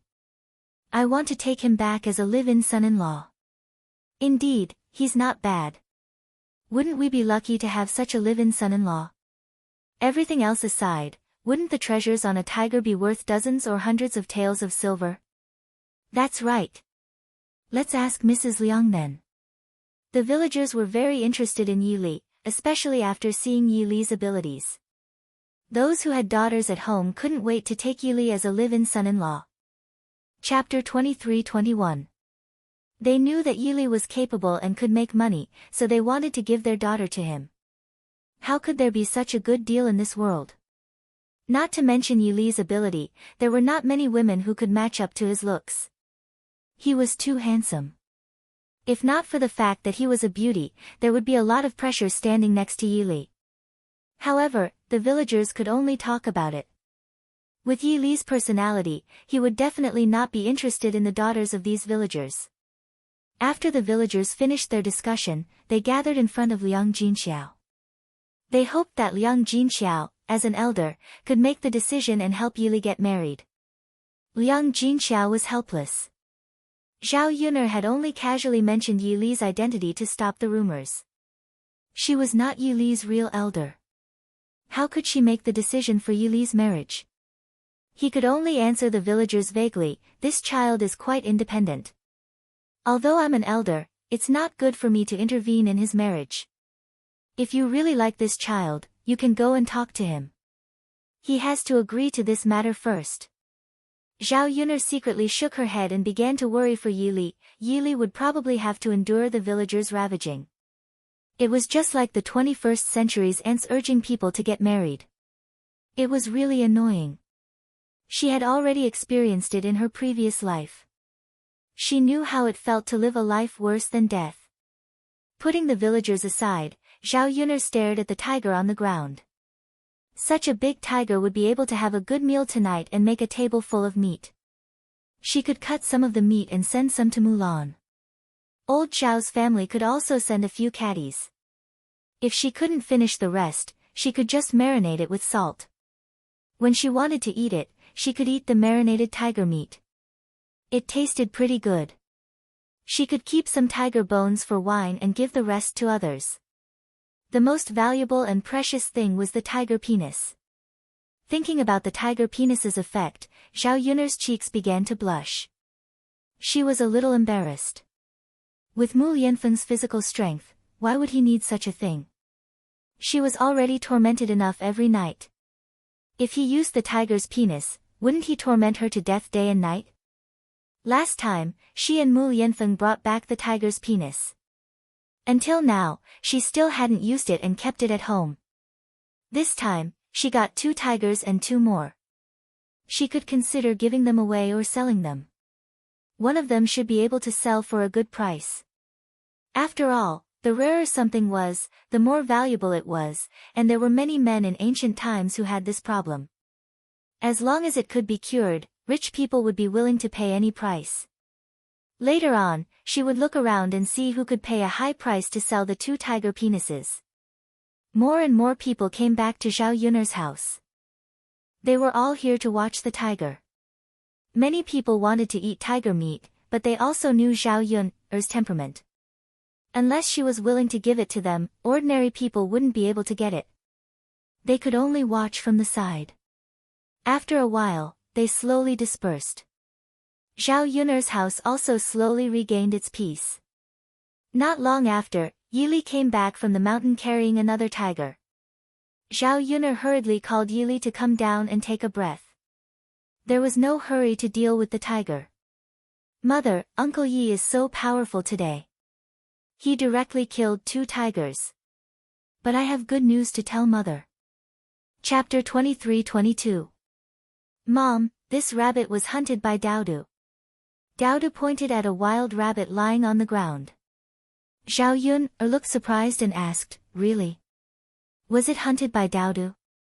"Yes." Daodu nodded heavily. Zhao Yuner was not stingy with her praise. She touched Daodu's head and said with a smile, "Daodu is great. You can give us more food tonight." "Yes." Daodu's little face was filled with a brighter smile. Zhao Yuner found that Daodu's ability was getting better and better under the guidance of Yi Li, a good master. He was much stronger than before. His archery skills could be used to hunt prey, which showed that he was not ordinary. If Daodu could continue to learn from Yi Li, this child would be so powerful in the future. As a mother, she naturally hoped that her child would become better and better. Of course, the most important thing was to be happier and happier. Seeing the smile on Daodu's little face, Zhao Yuner knew that Daodu was happy from the bottom of his heart. He really liked to learn from Yi Li. Yi Li drank a few bowls of water and squatted down in front of the tiger. He held a dagger in his hand and lowered his head to peel the tiger's skin. Yi Li was afraid that the tiger's skin would be damaged and lose its integrity, so he was very careful when he peeled it. His eyes were like torches. When he was serious, he was more handsome than usual. Zhao Yuner couldn't help but sigh in her heart. How could there be such a good-looking boy? Because Yi Li squatted down, Zhao Yuner could see Yi Li's trembling eyelashes. His eyelashes were very long, like 2 butterfly wings. Many girls envied this kind of eyelashes, and Zhao Yun was no exception. As if sensing Zhao Yun's gaze, Yili lifted his head and their eyes met. Zhao Yun turned her head away in embarrassment. Ahem. She couldn't help but be infatuated again. However, she didn't have any other intentions. She was simply admiring Yi Li's delay. Yi Li's cheeks also turned slightly red for a moment. Then, he lowered his head and continued to skin the tiger seriously. After spending a lot of effort, Yi Li peeled off the 2 tiger skins and put them on the drying pole to dry. Zhao Yun went to the kitchen to prepare dinner. Since there was tiger meat for dinner, he planned to roast it, just like roast beef and mutton. There was still some cumin, chili powder, and sesame seeds at home. Zhao Yun first smeared some salt and sauce on the tiger meat, then skewered it on a wooden stick. Seeing Zhao Yun's preparations, Liang Jinxiao asked curiously, Yun, how are we going to eat this tiger meat tonight? Why are you still using a stick to stick the meat? Zhao Yun smiled and explained to Liang Jinxiao that they were going to roast the meat for dinner. However, this method of eating was too advanced and didn't exist in ancient times. After all, in a place like Shuilan village, they only grew crops and rarely ate meat. Naturally, they didn't know what roast meat was. Zhao Yun didn't continue to explain to Liang Jinxiao. She only told Liang Jinxiao that this was a novel way of eating and that they would know when they tried it later. After cooking the tiger meat, Zhao Yun moved out a table and prepared to eat it outside. She simply made a barbecue. She had forgotten how long it had been since she last had barbecue in this world. Since she remembered today, she wanted to use this opportunity to satisfy her cravings. She also asked Zhao Wenhua and Zhao Tianan to get some wood and used iron wire to make a simple barbecue stand. Chapter 23:23. The sky was a little dark, and it really felt good at this time. Everyone was eating barbecue around the fire, and it was really a different feeling. In addition to her own family, Zhao Yun also called Mulan's family over, and the courtyard was crowded with many people. Fortunately, there were many stools at home, and they formed a circle, so it didn't seem too crowded. It was the first time that everyone had seen this way of eating. It was actually worn on a wooden stick, and they didn't know what it would taste like. However, Zhao Yun's cooking had always been good, and she often made some novel ways of eating. Presumably, it would be the same this time. However, there was no doubt that Zhao Yun's cooking had always been very delicious, and there was no doubt about it this time. In the face of this kind of barbecue, everyone was looking forward to what it would taste like. Compared to the taste of barbecue, the atmosphere of eating barbecue seemed to be more enjoyable. Usually, the family rarely communicated, and they only gathered at the same table when eating. Now, they sat together before eating, chatting and laughing, and it was very warm. The happiest were the few children. They had fewer activities on weekdays, and this time, they felt that it was novel and fun to eat barbecue together. Zhao Yun chatted and laughed with them while she was in charge of barbecuing the meat. Because of the cloth, when it was placed on the fire, the oil inside seeped out, and it squeaked. After a while, there was a fragrant barbecue smell. The few children stared greedily at the barbecue in Zhao Yun's hands. Zhao Yun smiled and comforted them, "Don't worry, it will be ready in a while. We can eat barbecue soon." Okay. After about 5 minutes of barbecuing, seeing that the meat was almost cooked, Zhao Yun sprinkled cumin and sesame seeds on it. Because the children couldn't eat too spicy food, Zhao Yun didn't add chili powder. As for the adults, they could eat spicy food, so Zhao Yun added a little bit and adjusted it according to everyone's taste. There weren't many barbecued in the first round, but everyone got a skewer.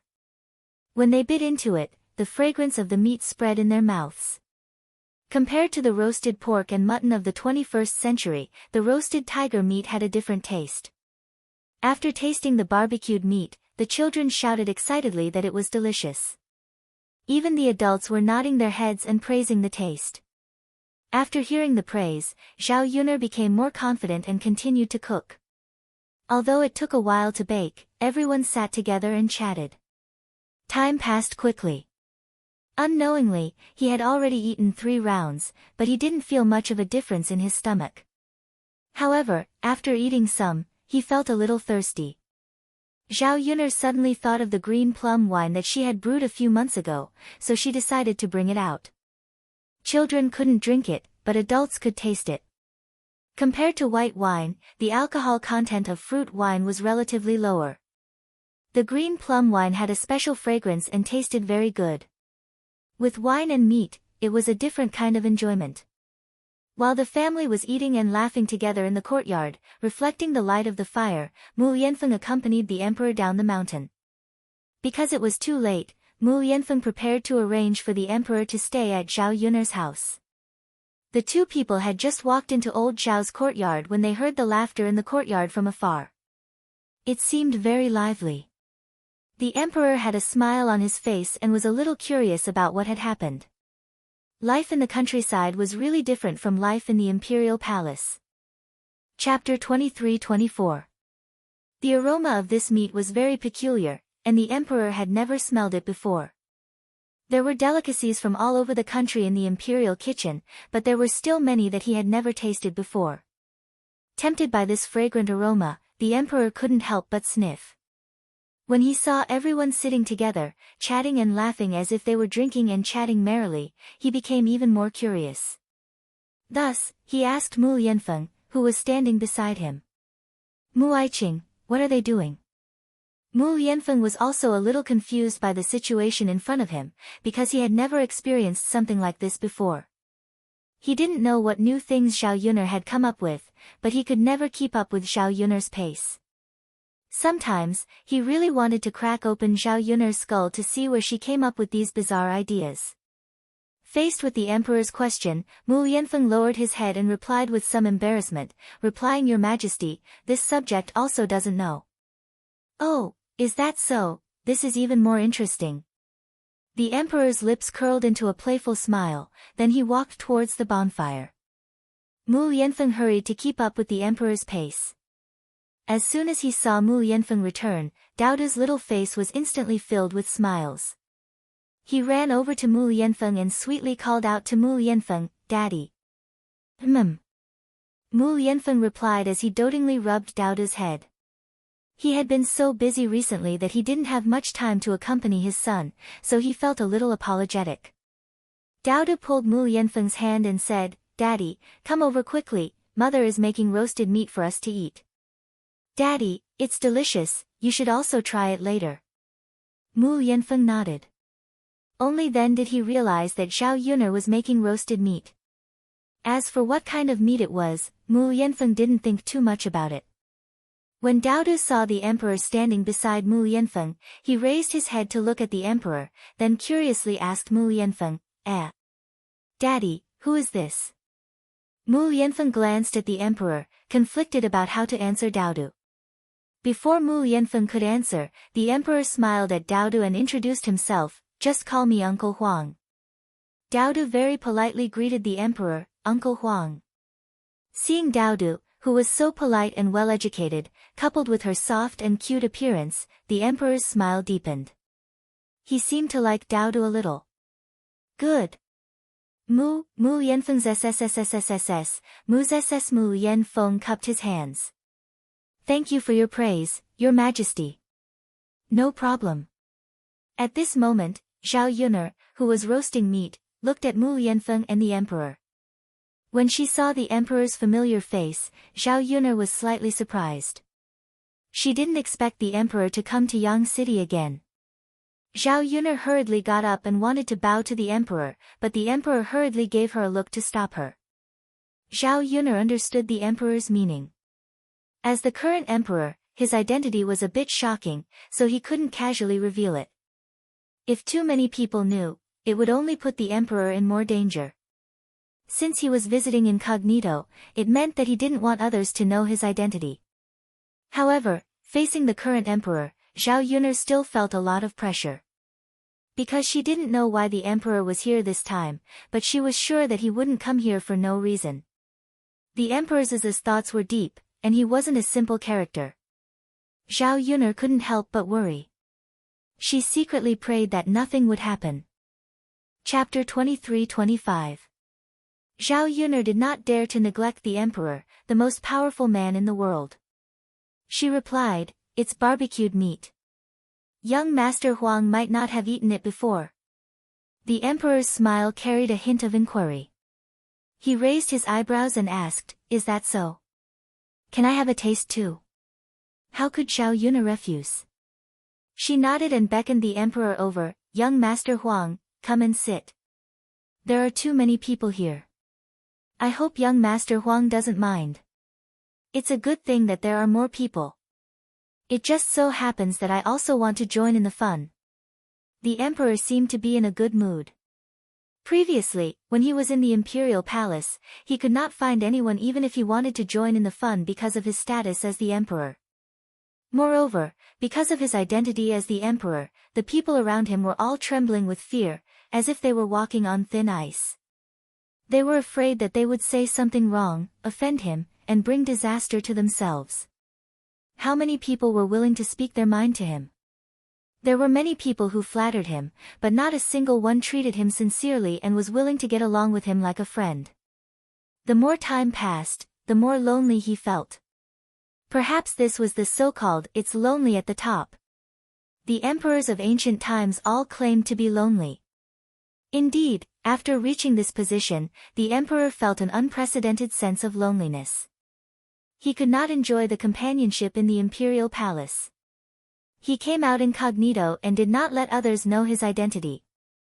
Naturally, others would not feel so restrained when interacting with him. Thinking of this, the emperor couldn't wait to chat with Zhao Yuner's family, laugh a few words, and feel the liveliness. Zhao Yuner also smiled and nodded, then beckoned the emperor to sit down. It was good that the emperor did not reveal his identity. At least the others would not feel awkward and uncomfortable sitting there. If Liang Jingxiao and Zhao Wenhua knew of the emperor's identity, they would be so scared that they would kneel on the ground. Her parents were very timid. They were so reserved in front of Mu Lianfeng. If they were in front of the emperor, they would tremble with fear and probably not even dare to breathe loudly. It was estimated that the originally lively atmosphere would have to come to a halt. Mulan had seen the emperor before, but she didn't know who he was. After seeing the emperor, she greeted him with a smile. "Young Master Huang, you actually came? What a coincidence." The emperor also smiled at Mulan. "Yes, what a coincidence." The emperor originally had a smile on his face, but when he saw Yili sitting in the middle of the crowd, he froze and was a little surprised. He did not expect Yili to know Zhao Yuner. In that case, there was nothing suspicious about Yili's identity. He probably wasn't here to assassinate him. It seemed that his intuition was quite accurate. Thinking of Yili's kung fu, the emperor admired Yili even more. This young man's kung fu was too powerful, even more powerful than the guards around him. It had to be known that the guards by his side were all carefully selected and their kung fu was considered top-notch in the Great Zhou country. But in front of Yili, compared to Yili, the difference was not small. If he could have this kind of expert by his side, it would be a good thing for him. Feeling a burning gaze fall onto him, Yili raised his head and looked at the emperor. The two of them looked at each other for a few seconds. Their eyes reflected the light of the fire and the wood in the fire crackled. Chapter 23-26. He didn't expect that the person he saved on the mountain today would know Zhao Yuner, but he still couldn't be bothered to pay attention to him.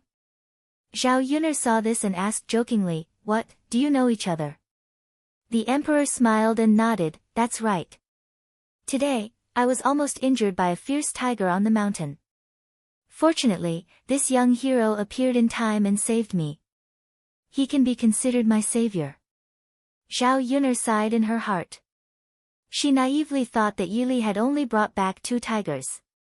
She didn't expect him to save someone. Most importantly, Yili had become the emperor's savior. If the emperor wanted to express his gratitude, he should be able to give him a lot of benefits, right? Zhao Yuner's eyes sparkled with glistening yellow gold. Sigh. After coming here and experiencing the torment of life, she had become very greedy for money. Her mind was filled with thoughts of money. That's even more of a coincidence. Ha, but this young hero didn't accept my thanks. I still don't know this young hero's name. The emperor sighed regretfully. Zhao Yun'er's mouth twitched. She couldn't help but sigh. Was Yili stupid? He didn't know how to take advantage of free benefits. Sigh, a meat pie fell from the sky and he wasn't happy. It wasn't that Zhao Yun'er was greedy for that little bit of money, but she knew that Yili's life was very difficult. She still remembered how Yili was so down and out that he didn't even have food to eat. Later on, in order to earn money, he did many dangerous things. Zhao Yun'er was really worried about his safety. If he could save up some money through the emperor's reward, it would be enough for him to live a carefree life and save him the trouble of running around in the future. Moreover, Yili didn't accept this reward for nothing. It was because he saved the emperor's life. It was only right for him to enjoy this reward. However, Yili still had a cold and indifferent attitude towards the emperor. It was as if he didn't want to pay attention to the emperor at all. He only replied indifferently, I already said that there's no need. Since we're not friends, why should we be friends? What's the point of knowing their names? The emperor smiled helplessly. This was the first time he met someone who gave him such a look. If this was the imperial palace, whoever dared to treat him like this would have been punished. Zhao Yun'er was also secretly worried for Yili. The ignorant were fearless. Fortunately, Yili didn't know the identity of the emperor. In addition, the one who didn't know was not guilty. The emperor probably wouldn't blame Yili for his attitude. In addition, Yili was His Majesty's savior. His Majesty wouldn't be so petty as to bicker with Yili. However, Zhao Yun'er still pursed her lips and tried to lighten the atmosphere. Now that we're all sitting together, it must be fate. Young Master Huang, the young hero you speak of is called Yili. After introducing Yili to young Master Huang, Zhao Yun'er turned to young Master Huang and said, Yili, this is young Master Huang. He's a noble person in the capital. For the sake of giving Zhao Yun'er face, Yili reluctantly nodded at young Master Huang. Young Master Huang also smiled and nodded in greeting. Miss Yun'er is very familiar with this young Master Yi. We're quite familiar. Ha, that's good. The emperor lowered his guard against Yili even more. From time to time, he would glance at Yili and ponder how he could make use of this powerful youth. He admired talented people and wished that he could recruit all the capable people to his side so that they could assist him. Chapter 23-27. She knew that Yili was born with good looks, but the way the emperor stared at Yili was a bit strange. Could it be that he had taken a fancy to Yili? Zhao Yun'er couldn't help but imagine a romantic scene in her mind.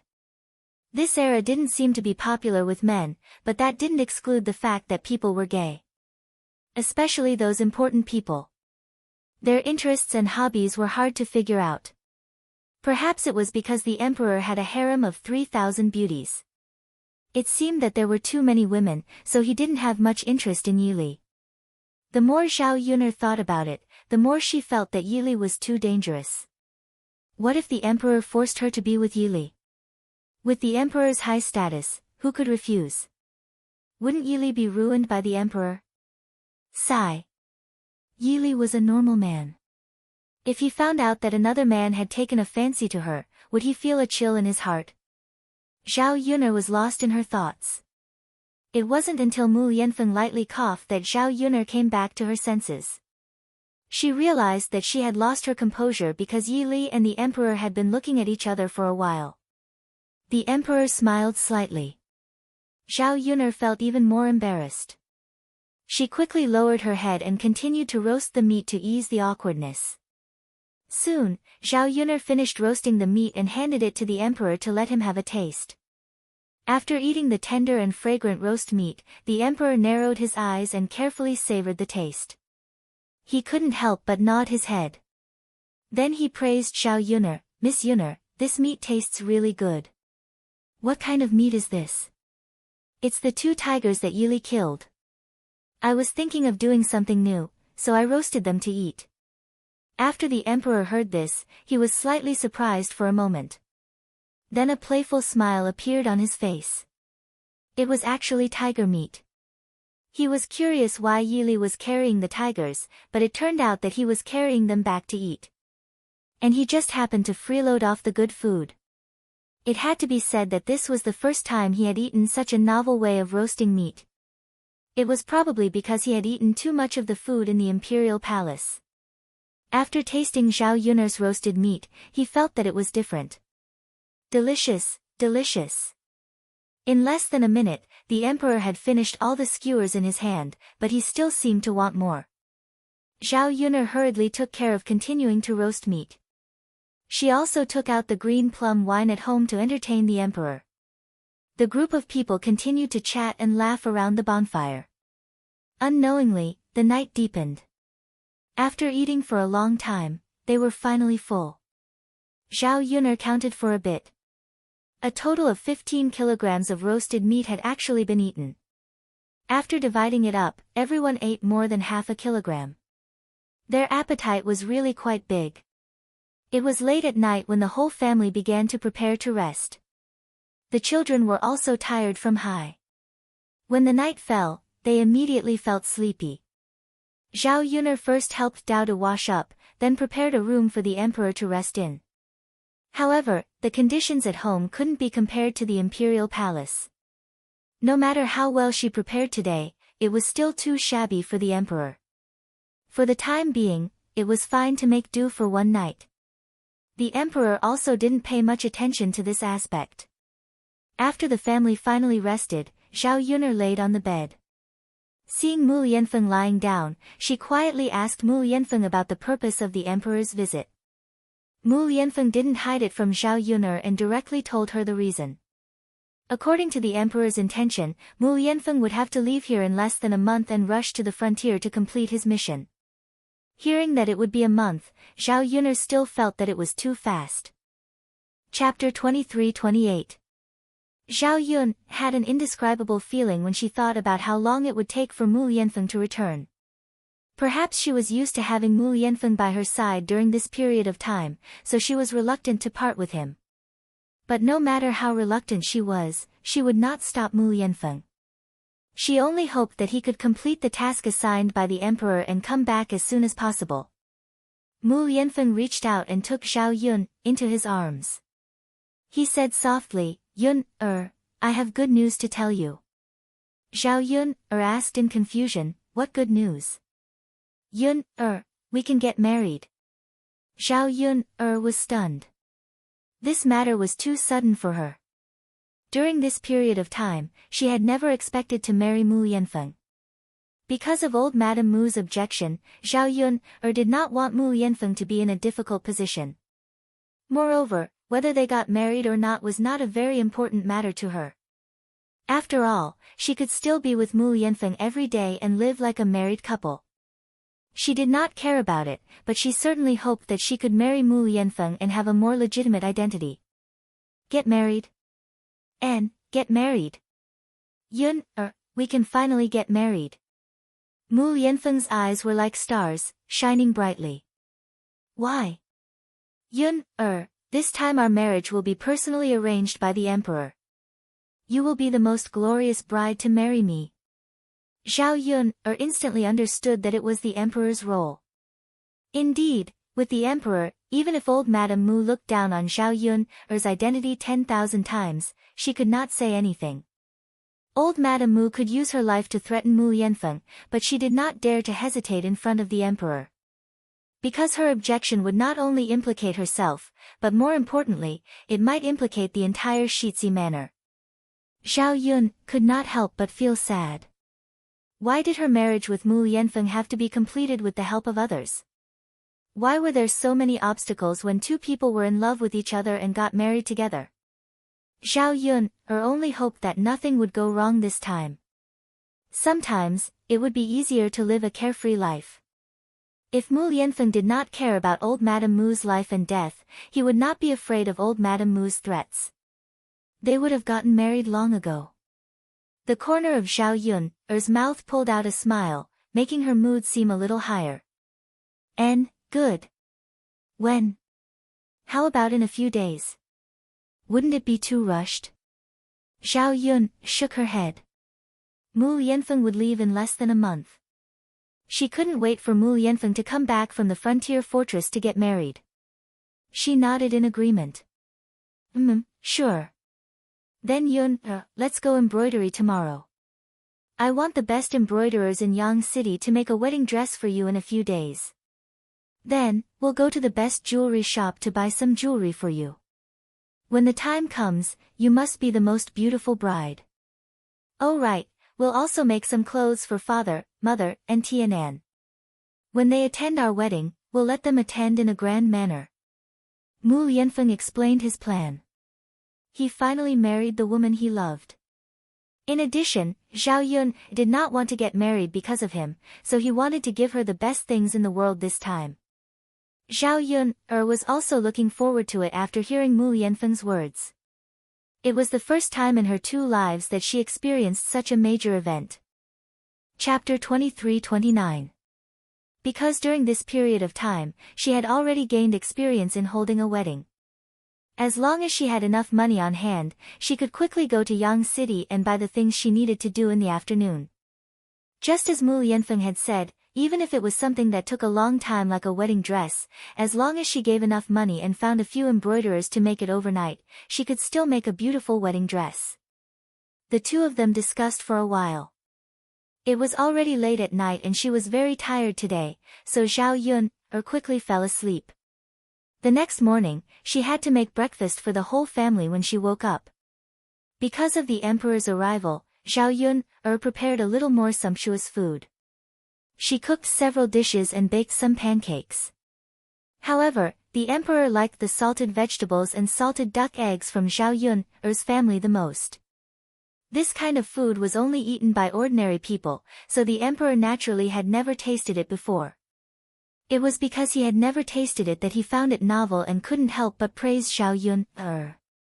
Seeing the emperor like this, Zhao Yun understood.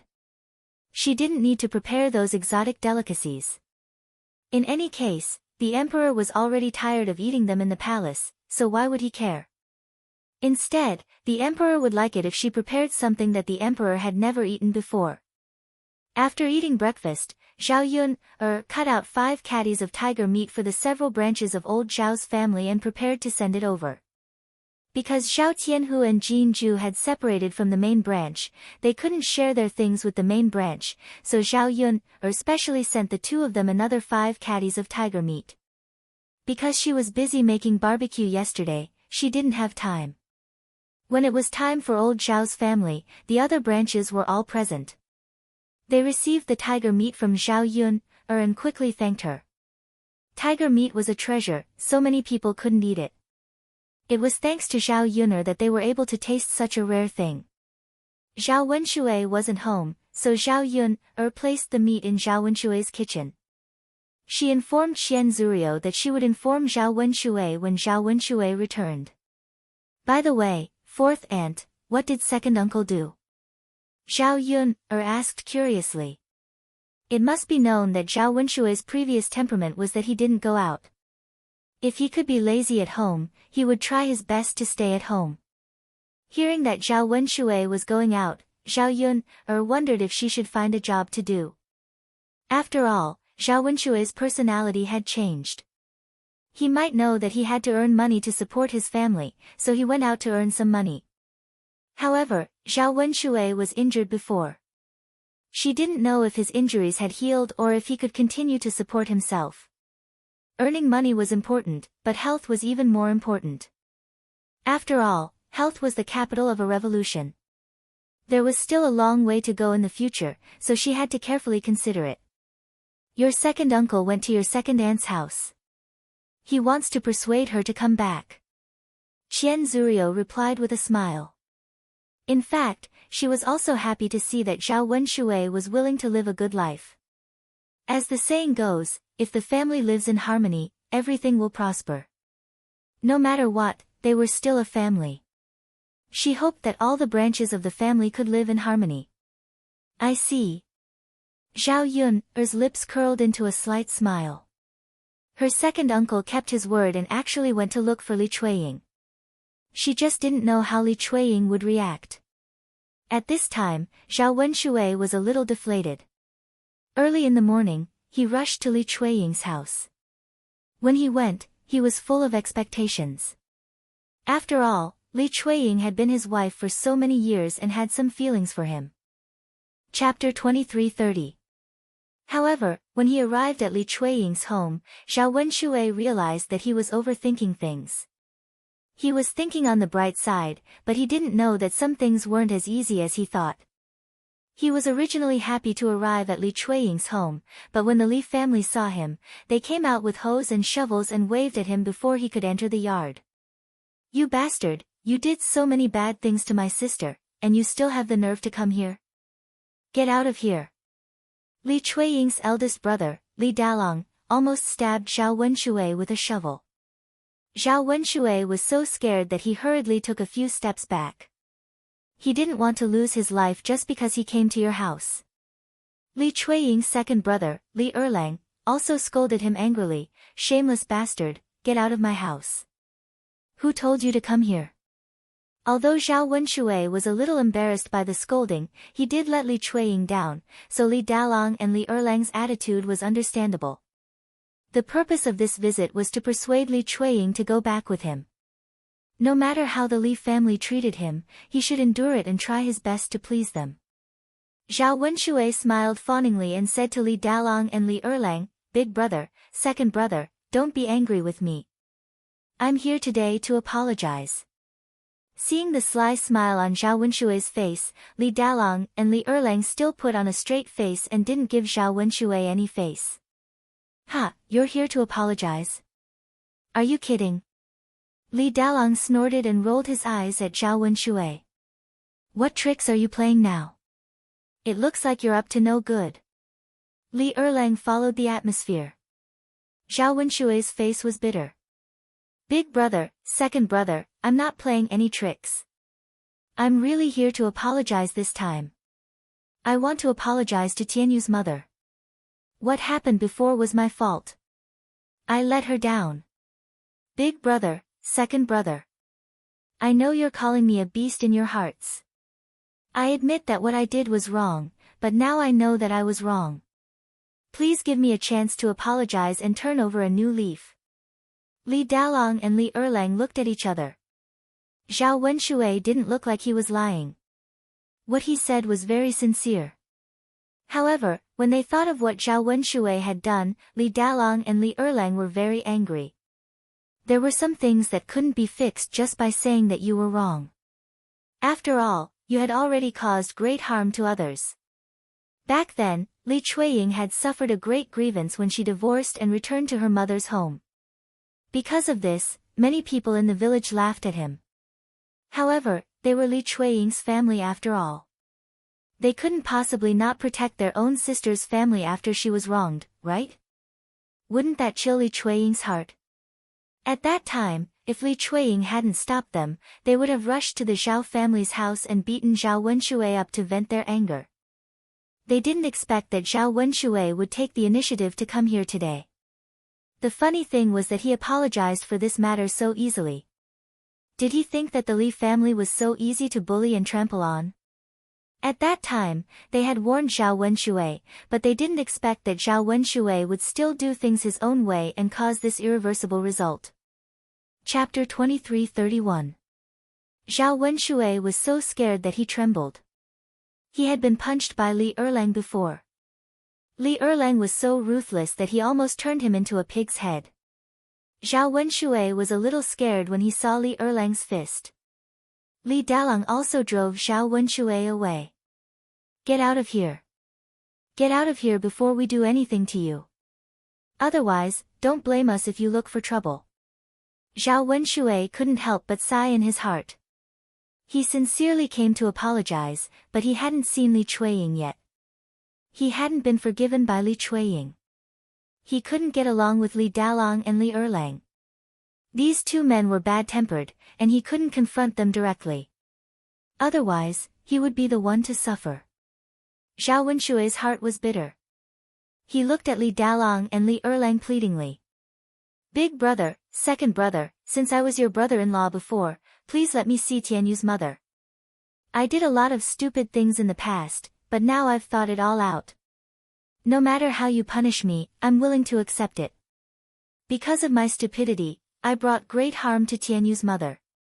Now I just want to make it up to her. Big brother, second brother. I beg you. Let me see Tianyu's mother and apologize in person. If Tianyu's mother is still unwilling to forgive me, I won't continue to pester her. After Zhao Wenshui finished speaking, he almost knelt down in front of Li Dalong and Li Erlang. Zhao Wenshui's sincere attitude was completely different from before. Li Dalong and Li Erlang couldn't help but think deeply. Zhao Wenshui was hopeless in the past. Looking at Zhao Wenshui now, it seemed that he could still be saved. However, they couldn't risk the rest of their sister's life because of Zhao Wenshui's words. Now that Zhao Wenshui and Li Chuiying were divorced, it meant that the two of them had nothing to do with each other. Even if Zhao Wenshui went to Li Chuiying to apologize, what was the point? It wouldn't have any effect at all. You'd better go back. My sister will never forgive you. Stop wasting your time. He had already recovered. You came here on purpose. Aren't you trying to make things difficult for him? After some thought, Li Dalong and Li Erlang decided not to let Zhao Wenshui see Li Chuiying, lest Li Chuiying bring up some sad memories. Big brother. Second brother, Zhao Wenshui suddenly felt desperate. He had already said what he needed to say, but the Li family refused to let him see Li Chuiying. What could he do? Hurry up and get lost. Why are you still standing there? Don't you understand human language? Zhao Wenshui was unwilling to give up. It wasn't easy for her to make up her mind to come and beg Li Chuiying for forgiveness. How could she just go back like this? He still wanted to live a good life in the future, thus, Zhao Wenshui called out to the Li family's house, Tianyu's mother, Tianyu's mother. Zhao Wenshui's shout didn't manage to get Li Chuiying out, but it managed to get old Madame Li out. As soon as Li Chuiying saw old Madame Li, he hurriedly greeted her, "Mother, mother." "It's me." Old Madame Li narrowed her eyes and walked towards Zhao Wenshui. She had heard Zhao Wenshui, Li Dalong, and Li Erlang's conversation in the courtyard. She couldn't help but sigh. This son-in-law. If he knew this would happen, why did he do it in the first place? Why did he have to do something wrong and hurt someone before he knew how to repent? Men, there's not a single good thing. They didn't know how to cherish their daughter-in-law and went out to find another woman. Chapter 23:32. Old Madame Li replied calmly, "I may be old, but I'm not blind. Of course, I know it's you." Zhao Wenshui smiled embarrassedly and said in a flattering tone, "Mother, I'm so happy to see you." He, old Madame Li sneered twice. Now his mouth had become so sweet. She had never seen Zhao Wenshui speak like this before. "Mother. Big brother and second brother won't let me see Tianyu's mother. Can you do me a favor and let me see her?" Zhao Wenshui could only place his hope on old Madame Li. Li Dalong and Li Erlang quickly said, "Mother, don't listen to this bastard. If you let him see little sister, it will only make her unhappy." "That's right, mother. Don't give this bastard a chance to harm little sister." Old Madame Li remained silent. She glanced at Zhao Wenshui and said, "You're quite thoughtful this time. You're different from before." Zhao Wenshui quickly raised his hand and swore, "Mother, of course. How can I be the same as before? I really want to apologize to Tianyu's mother." Old Madame Li raised her eyebrows. "You didn't come here for this, did you?" Zhao Wenshui scratched his head embarrassedly after being exposed by old Madame Li. As expected, the older the wiser. Old Madame Li could see through him at a glance. "Mother, in fact, other than apologizing to Tianyu's mother, the most important thing I came here for today is to discuss with Tianyu's mother whether she can go back with me and live a good life. I already know I was wrong. I did a lot of stupid things in the past.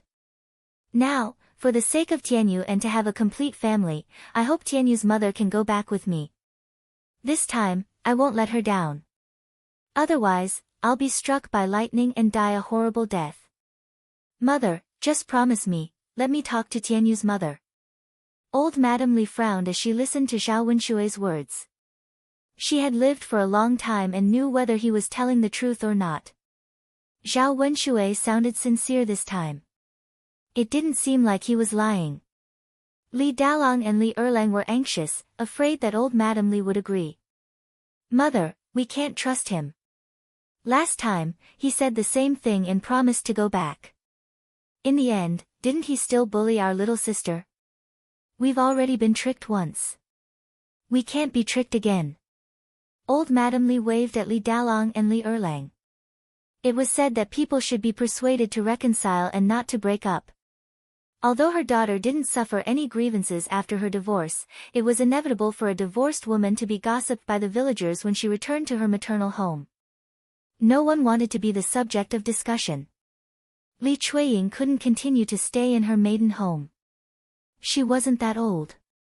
She still needed to find a husband so that she would have someone to rely on for the rest of her life. However, there weren't many reliable men. He had asked a matchmaker to look for a suitable candidate, but he hadn't found one. If Zhao Wenshui could really repent, why not give him a chance? What if he really wanted to live a good life in the future? After returning to her maiden home, old Madame Li could see that Li Chuiying was still thinking about her son, Zhao Tianyu, every day. If she went back with Zhao Wenshui, she would be able to take care of Zhao Tianyu again. She wouldn't have to think about him every day like now. Of course, this was only her idea. In the end, Li Chuiying had to make the decision. Chapter 2333. Zhao Wenshui nodded excitedly. Since old Madame Li said so, it meant that there was still hope. Unlike Li Dalong and Li Erlang, who refused him directly and didn't have any hope. Being a mother-in-law was the best. Zhao Wenshui waited expectantly in front of the yard for old Madame Li to talk to Li Chuiying, and then Li Chuiying would come out to see him. Although Li Chuiying didn't have much love, Zhao Wenshui knew that Li Chuiying lived with him and treated him wholeheartedly before. She was a very good woman. There was no one else around him except for Li Chuiying. No matter what, he was full of guilt towards her. If Li Chuiying was willing to go back with him, he would definitely treat her well for the rest of her life. Old Madame Li turned and went into the room. Although Li Dalong and Li Erlang were unwilling, they couldn't go against old Madame Li's wishes. At this time, Li Chuiying was sewing clothes in the room. She had returned to her parents' home for a while and didn't have much to do every day. It just so happened that her two brothers' children needed some clothes to wear, so she simply cut cloth and came back to make clothes at home. At this time, she was almost halfway done. She also heard the voices outside the room clearly. She also didn't expect that Zhao Wenshui would come to the Li family.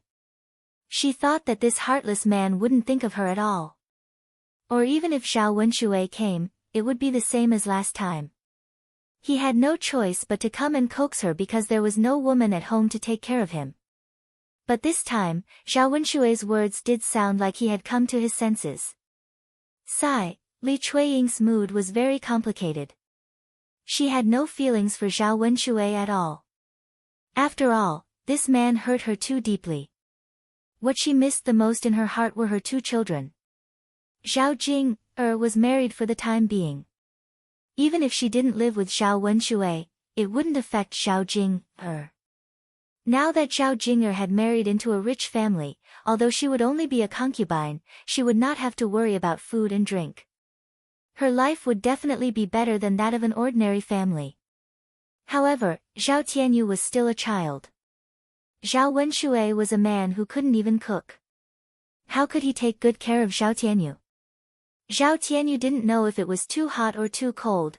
Without her, his mother, by his side, he couldn't be at ease. Zhao Wenshui had nothing to do with her, but Zhao Tianyu was her flesh and blood. If she had a choice, how many mothers would abandon their sons? Sigh, Li Chuiying sighed heavily. The more he thought about it, the more worried he became. His hands paused for a moment as he listened to the commotion outside. After a while, old Madame Li Chuiying entered the room. Li Chuiying hurriedly lowered her head and started sewing again, as if she hadn't heard what the servants were saying. Old Madame Li approached Li Chuiying and said to Li Chuiying, "My dear daughter, Zhao Wenshui is here. Do you want to go out and take a look?" Li Chuiying shook her head. "No. Go and take a look. I think he's here to sincerely apologize this time." "Is he different from before?" "Mother, forget it. I still don't want to go. What's the use of his apology? Do I have to go back with him and continue living with him? Seeing him will only make me feel more depressed. It's better not to see him." Li Chuiying replied to old Madame Li as she sewed the clothes in her hands. Old Madame Li sighed. "My dear daughter, if he's really willing to change this time, won't you reconsider?" Chapter 23:34. Mother. Li Chuiying felt a little sad when she heard that. Actually, she knew that it wasn't a good idea to stay in her parents' home forever. After all, her two brothers had already gotten married.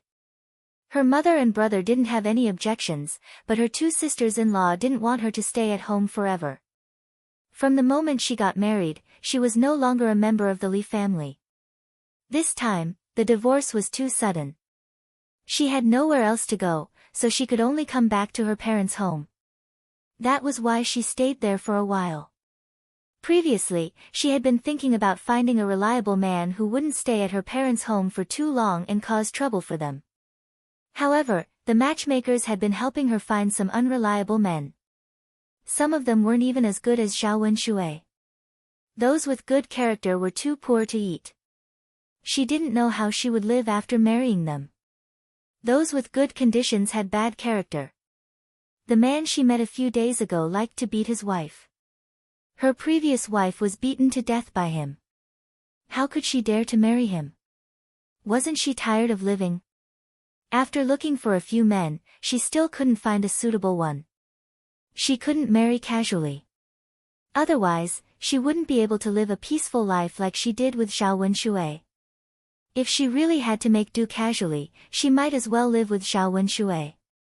She wanted to divorce because she hoped that her life would be better after the divorce.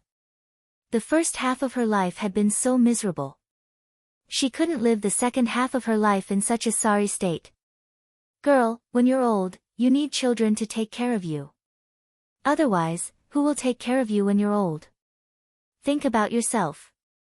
Mother hopes that your life will get better and better, old Madame Li said as she patted Li Chuiying's shoulder and sighed.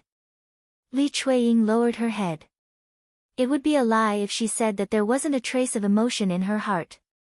Anyway, it's fine to go and see how Zhao Wenshui is doing. What if he really changes? After thinking for a while, Li Chuiying finally nodded. Okay, Mother. I'll go talk to him. Okay. Old Madame Li had a smile on her face. Li Chuiying also came out of the room. Zhao Wenshui, who was anxiously waiting outside the courtyard, was overjoyed when he heard Li Chuiying's familiar voice. Tianyu's mother. Zhao Wenshui shouted excitedly.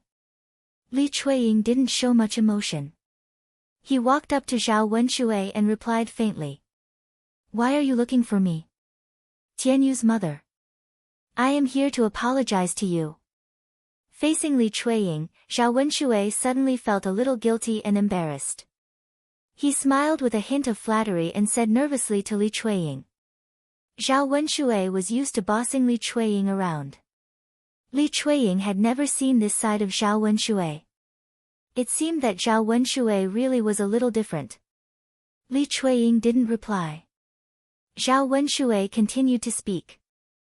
Tianyu's mother, I've done a lot of stupid things to you in the past. I know I don't have the face to beg for your forgiveness, but I still want to sincerely apologize to you. Actually, I came this time to ask you to go back with me and live a good life together. After going through so much, I realized how important it is to live a good life as a family. Chapter 23:35. Zhao Wenshui raised his hand and swore. Then, he looked at Li Chuiying expectantly. Li Chuiying's expression changed slightly. In fact, when she saw Zhao Wenshui like this, she felt a little emotional. In the past, she didn't even dare to hope that Zhao Wenshui would say something like this. Today, Zhao Wenshui said it. You don't have to apologize. Since we're divorced, I won't take what you did to heart. However, I think I'm living a good life now. I don't want to go back. Li Chuiying refused. Tianyu's mother, Zhao Wenshui, we were husband and wife. When we divorced, it meant that our fate as husband and wife was over. There's no need for us to continue being together. Isn't it good for us to live our own lives? If you like any woman, you can marry her. I'm not here to stop you. Li Chuiying smiled bitterly. Zhao Wenshui's throat suddenly choked. He couldn't say anything. He also felt very uncomfortable in his heart. Sigh, Zhao Wenshui sighed heavily. Since Li Chuiying said so, no matter how thick-skinned he was, he couldn't beg Li Chuiying to go back with him. Moreover, he was in the wrong first. Li Chuiying was already benevolent enough to talk to him. How could he expect Li Chuiying to treat him the same way? Then. Okay. Tianyu's mother, I know what I did hurt you. It's normal that you don't want to go back with me and don't trust me. I have nothing to say. Today, I made a special trip here to apologize to you. Then I'll leave first. Zhao Wenshui was a little incoherent. He turned around and was about to leave in disappointment. Seeing Zhao Wenshui like this, Li Chuiying felt strange. She felt a little heartache. Wait. Li Chuiying called out to Zhao Wenshui. Zhao Wenshui turned to look at Li Chuiying excitedly. He thought that Li Chuiying had changed his mind and was willing to go back with him. Li Chuiying said, It's not easy for you to come here. It's almost noon. Why don't you stay for lunch? Otherwise, I won't be able to make it back in time for lunch. Zhao Wenshui had mixed feelings. He was a little disappointed but also happy. He was disappointed that Li Chuiying was not willing to go back with him as he had expected. He was happy that Li Chuiying had asked him to stay for dinner, which meant that she still missed him. Zhao Wenshui pursed his lips and nodded with a smile. Mrs. Li said, I'll go to the kitchen and get busy. You used to be my son-in-law. Go and cook 2 eggs and some dishes. Mom, I'll cook with you. Li Chuiying followed Mrs. Li into the kitchen. She didn't want to continue facing Zhao Wenshui in the courtyard. The more she faced Zhao Wenshui, the more soft-hearted she became. Li Chuiying was afraid that she couldn't control herself. In the end, she was willing to go back to her hometown with Zhao Wenshui. Zhao Wenshui's gaze followed Li Chuiying until Li Chuiying's back disappeared. Then, he looked away resentfully. Li Dalong and Li Erlang's expressions were a little ugly. He was just a heartless bastard. They didn't know what his mom and sister were thinking. They were actually willing to continue talking to him. Sigh, there was something wrong with their heads. Li Dalong and Li Erlang rolled their eyes at Zhao Wenshui and went to get busy. Chapter 23:36. Li Dalong glanced at Zhao Wenshui faintly and replied, No need. It was his mother and sister's business if they wanted to talk to Zhao Wenshui, but he didn't want to care. Anyway, he didn't want to be nice to Zhao Wenshui anymore. Zhao Wenshui was still thick-skinned. He licked his lips and said, Big brother, let me do it. I'm tired from chopping wood. I should do this kind of tiring work. You go rest. Li Dalong stopped what he was doing and frowned as he thought about it. Since someone wanted to suffer, he couldn't stop him. Thus, he threw the axe in his hand at Zhao Wenshui. Then I'll let you do it. Okay, Zhang Wenshui took the axe and began chopping wood. The wood didn't move at all when he swung the axe, unlike Li Dalong, who could split the wood directly. Zhao Wenshui was a little embarrassed. Li Dalong glanced at Zhao Wenshui with some disdain, as if the words, useless, were written on his face. Zhao Wenshui smiled awkwardly and continued to swing the axe in his hand. This time, he used all his strength and chopped the wood heavily. Fortunately, this time, he finally made a hole. He continued to swing the axe and the wood finally split. After chopping only one piece of wood, Zhao Wenshui felt that he had used up most of his strength. He didn't have enough strength to continue chopping. Huff. Zhao Wenshui sighed heavily. He had no choice but to chop. No matter how tired he was, he could only grit his teeth and continue. Otherwise, he would be despised by the Li family. Zhao Wenshui continued to chop wood with one breath. After a while, his whole back was soaked with sweat. Li Dalong saw that Zhao Wenshui couldn't muster up any energy and felt even more disgusted. He was a man, but he couldn't even do this kind of work. Looking at Zhao Wenshui's posture, he knew that he used to be lazy at home and didn't do much work. Men who were used to working wouldn't be as weak as Zhao Wenshui after regular training. Fortunately, his little sister had divorced this man. Otherwise, who knew how much more she would have suffered. At this time, Mrs. Li and Li Chuiying, who were busy in the kitchen, saw the movement outside. Old Madame Li sighed in front of Li Chuiying, "Daughter, look at this Zhao Wenshui. He actually took the initiative to help us. In the past, when he came over, he would cross his legs like a master. It seems that his temperament has really changed. Men. It's not easy to learn from their mistakes. You have to give him a chance." Li Chuiying knew that old Madame Li was speaking up for Zhao Wenshui. In fact, when she saw Zhao Wenshui taking the initiative to help chop the firewood and Yu's insistence, she was surprised for a moment.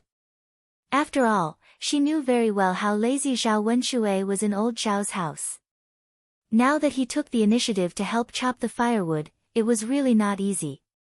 It showed that Zhao Wenshui really wanted to change and live a good life. "Let's wait and see," Li Chuiying said. Who knew if Zhao Wenshui was pretending? If Zhao Wenshui could continue like this, Li Chuiying would be happy to go back and live with Zhao Wenshui. It wasn't because she forgave Zhao Wenshui, but because she missed Zhao Tianyu. With her, Zhao Tianyu could be taken care of. He couldn't count on others.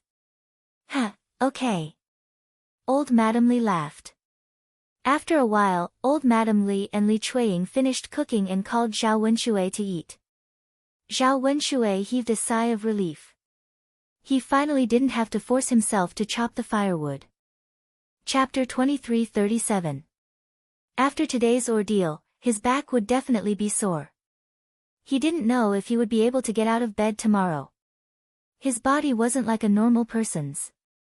He had suffered such a serious injury before and hadn't fully recovered, so his body was very weak. He had used too much strength today and used up all the energy he had accumulated over the past few days. The Li family didn't prepare a sumptuous meal. There were only a few vegetarian dishes and a bowl of scrambled eggs, but Zhao Wenshui wasn't picky. He sat at the table and wolfed down the food. As he ate, he praised the taste of the food. Old Madame Li was amused by Zhao Wenshui's sweet words. If it wasn't for the dirty things Zhao Wenshui had done before, she would be quite satisfied with this son-in-law. After lunch, the Li family didn't keep Zhao Wenshui for long and let Zhao Wenshui go back. Coincidentally, the matchmaker who had helped Li Chuiying find a match came to the Li family again in the afternoon. She said that she had a marriage to introduce and wanted to invite Li Chuiying to meet in Yang City tomorrow. The two of them could talk face to face and see if they were suitable. The matchmaker said that the man this time was a bachelor. He hadn't married because his family was poor. However, the man's appearance and character were very good, so she could consider him. In the eyes of the villagers, a bachelor was much better than a man with a child. After all, not having to raise a child could save a lot of food. If the two of them worked hard together, they could survive this time. Old Madame Li asked for Li Chuiying's opinion. Li Chuiying thought about it and felt that he could agree. If this bachelor was good, she would marry him. In any case, she would be soft-hearted and go back to live with Zhao Wenshui. The matchmaker smiled and told him the time and place, then left the Li family. Zhao Yun went back home from old Zhao's house and busied herself with various household chores during the day. Mu Yanfeng went to the camp with the emperor. He was probably reporting on work again. Zhao Yun didn't worry about Mu Lianfeng's official business. After all, she was just a woman.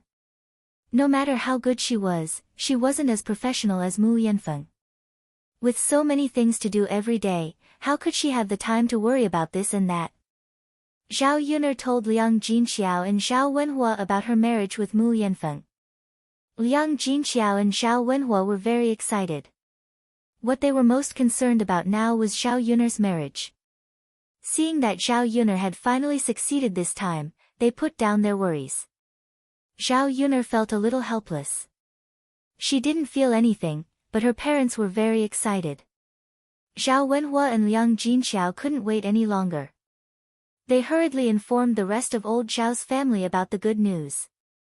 Zhao Yun'er then asked Zhao Wenhua and Liang Jinxiao to prepare to go to the town tomorrow to customize new clothes. By the time he got married, everyone would definitely be dressed to the nines. Zhao Yun'er didn't want old Madame Mu to look down on her family. Hearing that the whole family was going shopping in Yang City, Daodu and Zhao Tianfu were very happy. Adults liked lively places, and children liked it even more. Taking advantage of this opportunity, Zhao Yun'er decided to take Liang Jinxiao and Zhao Wenhua to Yang City to walk around. If she remembered correctly, Liang Jinxiao and Zhao Wenhua didn't go out much and rarely saw the bustle in the city. Not to mention the delicious food and fun things in the city. When it was almost noon, Zhao Yun'er took care of cooking. Because the emperor was here, lunch was a little more sumptuous. Chapter 2338. Other than this, she also bought 2 fish from a fisherman in the village and made a dish of braised fish. She also fried a plate of green pepper scrambled eggs, a plate of shepherd's purse, a plate of roasted eggplant, a bowl of green bean curd soup, and a dish of fried leeks. These dishes could only be eaten during the New Year in the village. However, most of the dishes that Zhao Yun made were home-cooked dishes. Those few meat dishes were also made according to her own recipe. She tried her best not to let the emperor eat them.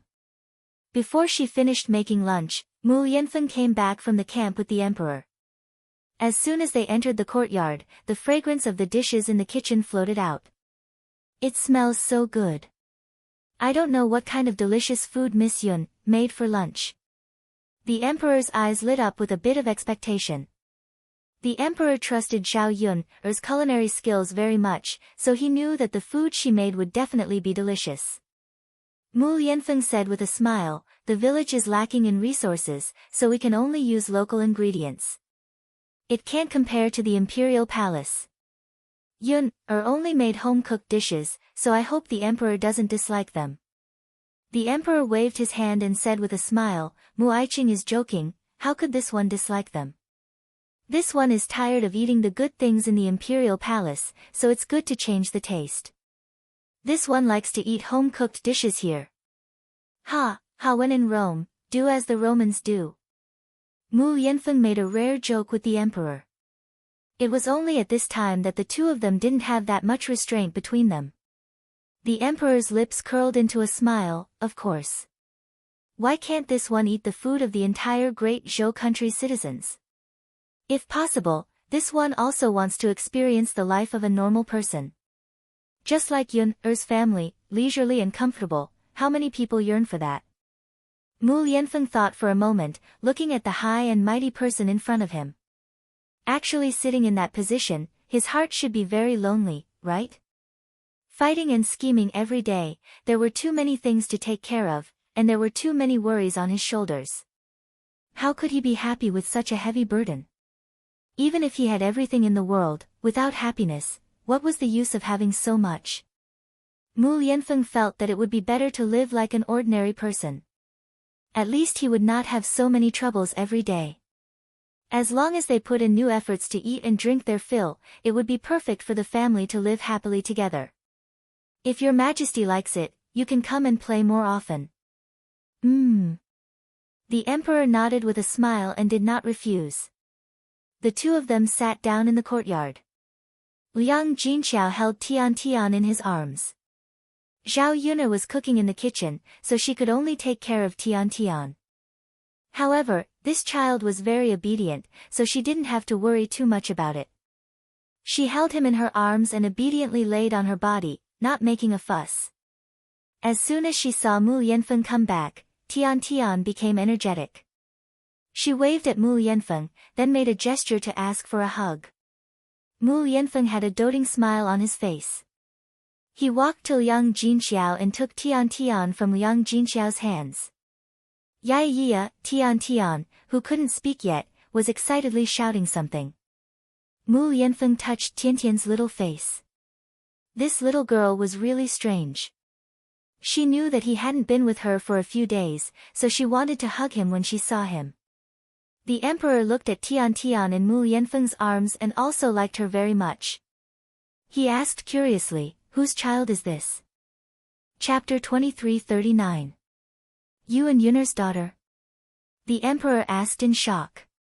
This child looked like she was only a few months old. The last time he saw Zhao Yun'er was not even pregnant. Where did such a big daughter come from? No. Mu Yanfeng shook his head and then explained, Yun'er felt sorry for the child, so she adopted her. The emperor finally understood and nodded, so it's like this. This child looks very lovely. You've gained a daughter for nothing. Mu Yanfeng looked at Tian in his arms, and the doting smile on his face deepened. Yes, I gained a daughter for nothing. She seems to be sensible sometimes, but sometimes she likes to make trouble. She's a mischievous girl. Ha! The emperor laughed heartily, then moved closer to Mu Yanfeng and reached out to tease Tian. Tian gave the emperor face and smiled sweetly at him. A child's smile was undoubtedly the purest thing in the world. The emperor, who was used to seeing darkness and filth, couldn't help but feel moved when he saw Tian's smile, and he liked Tian even more. Only Tian could make him completely let go of the grudge in his heart. What's the child's name? The emperor asked casually. Her name is Tian. Mu Yanfeng said. Tian. That's a good name. It suits her very well. Especially when he saw Tian's sweet smile, it was a perfect match. Can I hold her? The emperor couldn't help but ask. He really wanted to hold such a cute girl in his arms and love her. Yes. Mu Yanfeng nodded. The emperor reached out to hold her, and Tian also reached out to respond to the emperor's hug. The emperor took the little girl from Mu Yanfeng's arms. Her whole body was soft, and there was a sweet smell. It smelled good, and it made people feel inexplicably at ease. It wasn't that he didn't have his own princes and princesses, but he didn't often hold those children. Hesitation was often not with the children, and those children were also very distant from him. She wasn't sensible when she was young, but after spending some time together, she became closer to others. When they grew up and became more sensible, they would have the ability to recognize others and become more scheming. The emperor didn't want his children to get close to him with ulterior motives. She hoped that all her feelings could be purer and not mixed with other motives. Tian had fulfilled his expectations for his children. She was neither intimate with him nor did she have any ulterior motive. Hugging the person in his arms, the emperor's joy increased even more. She called out Tian's name a few times, and the day before yesterday, she also gave her face and giggled. This child is really delightful. If the child can be given away, I really hope that Mu Aiqing can give this child to me. The emperor said jokingly. Mu Yanfeng smiled. It's her fortune that your majesty likes her. Ha! However, in the next second, the smile on the emperor's face disappeared. Seeing the emperor's expression, Mu Yanfeng asked curiously, Your Majesty, what's wrong? I feel a slight warmth in my abdomen, and it's a little wet. Mu Yanfeng was slightly stunned, and then he immediately realized what had happened. The expression on his face was a little serious, because he knew that the situation seemed to be a little serious.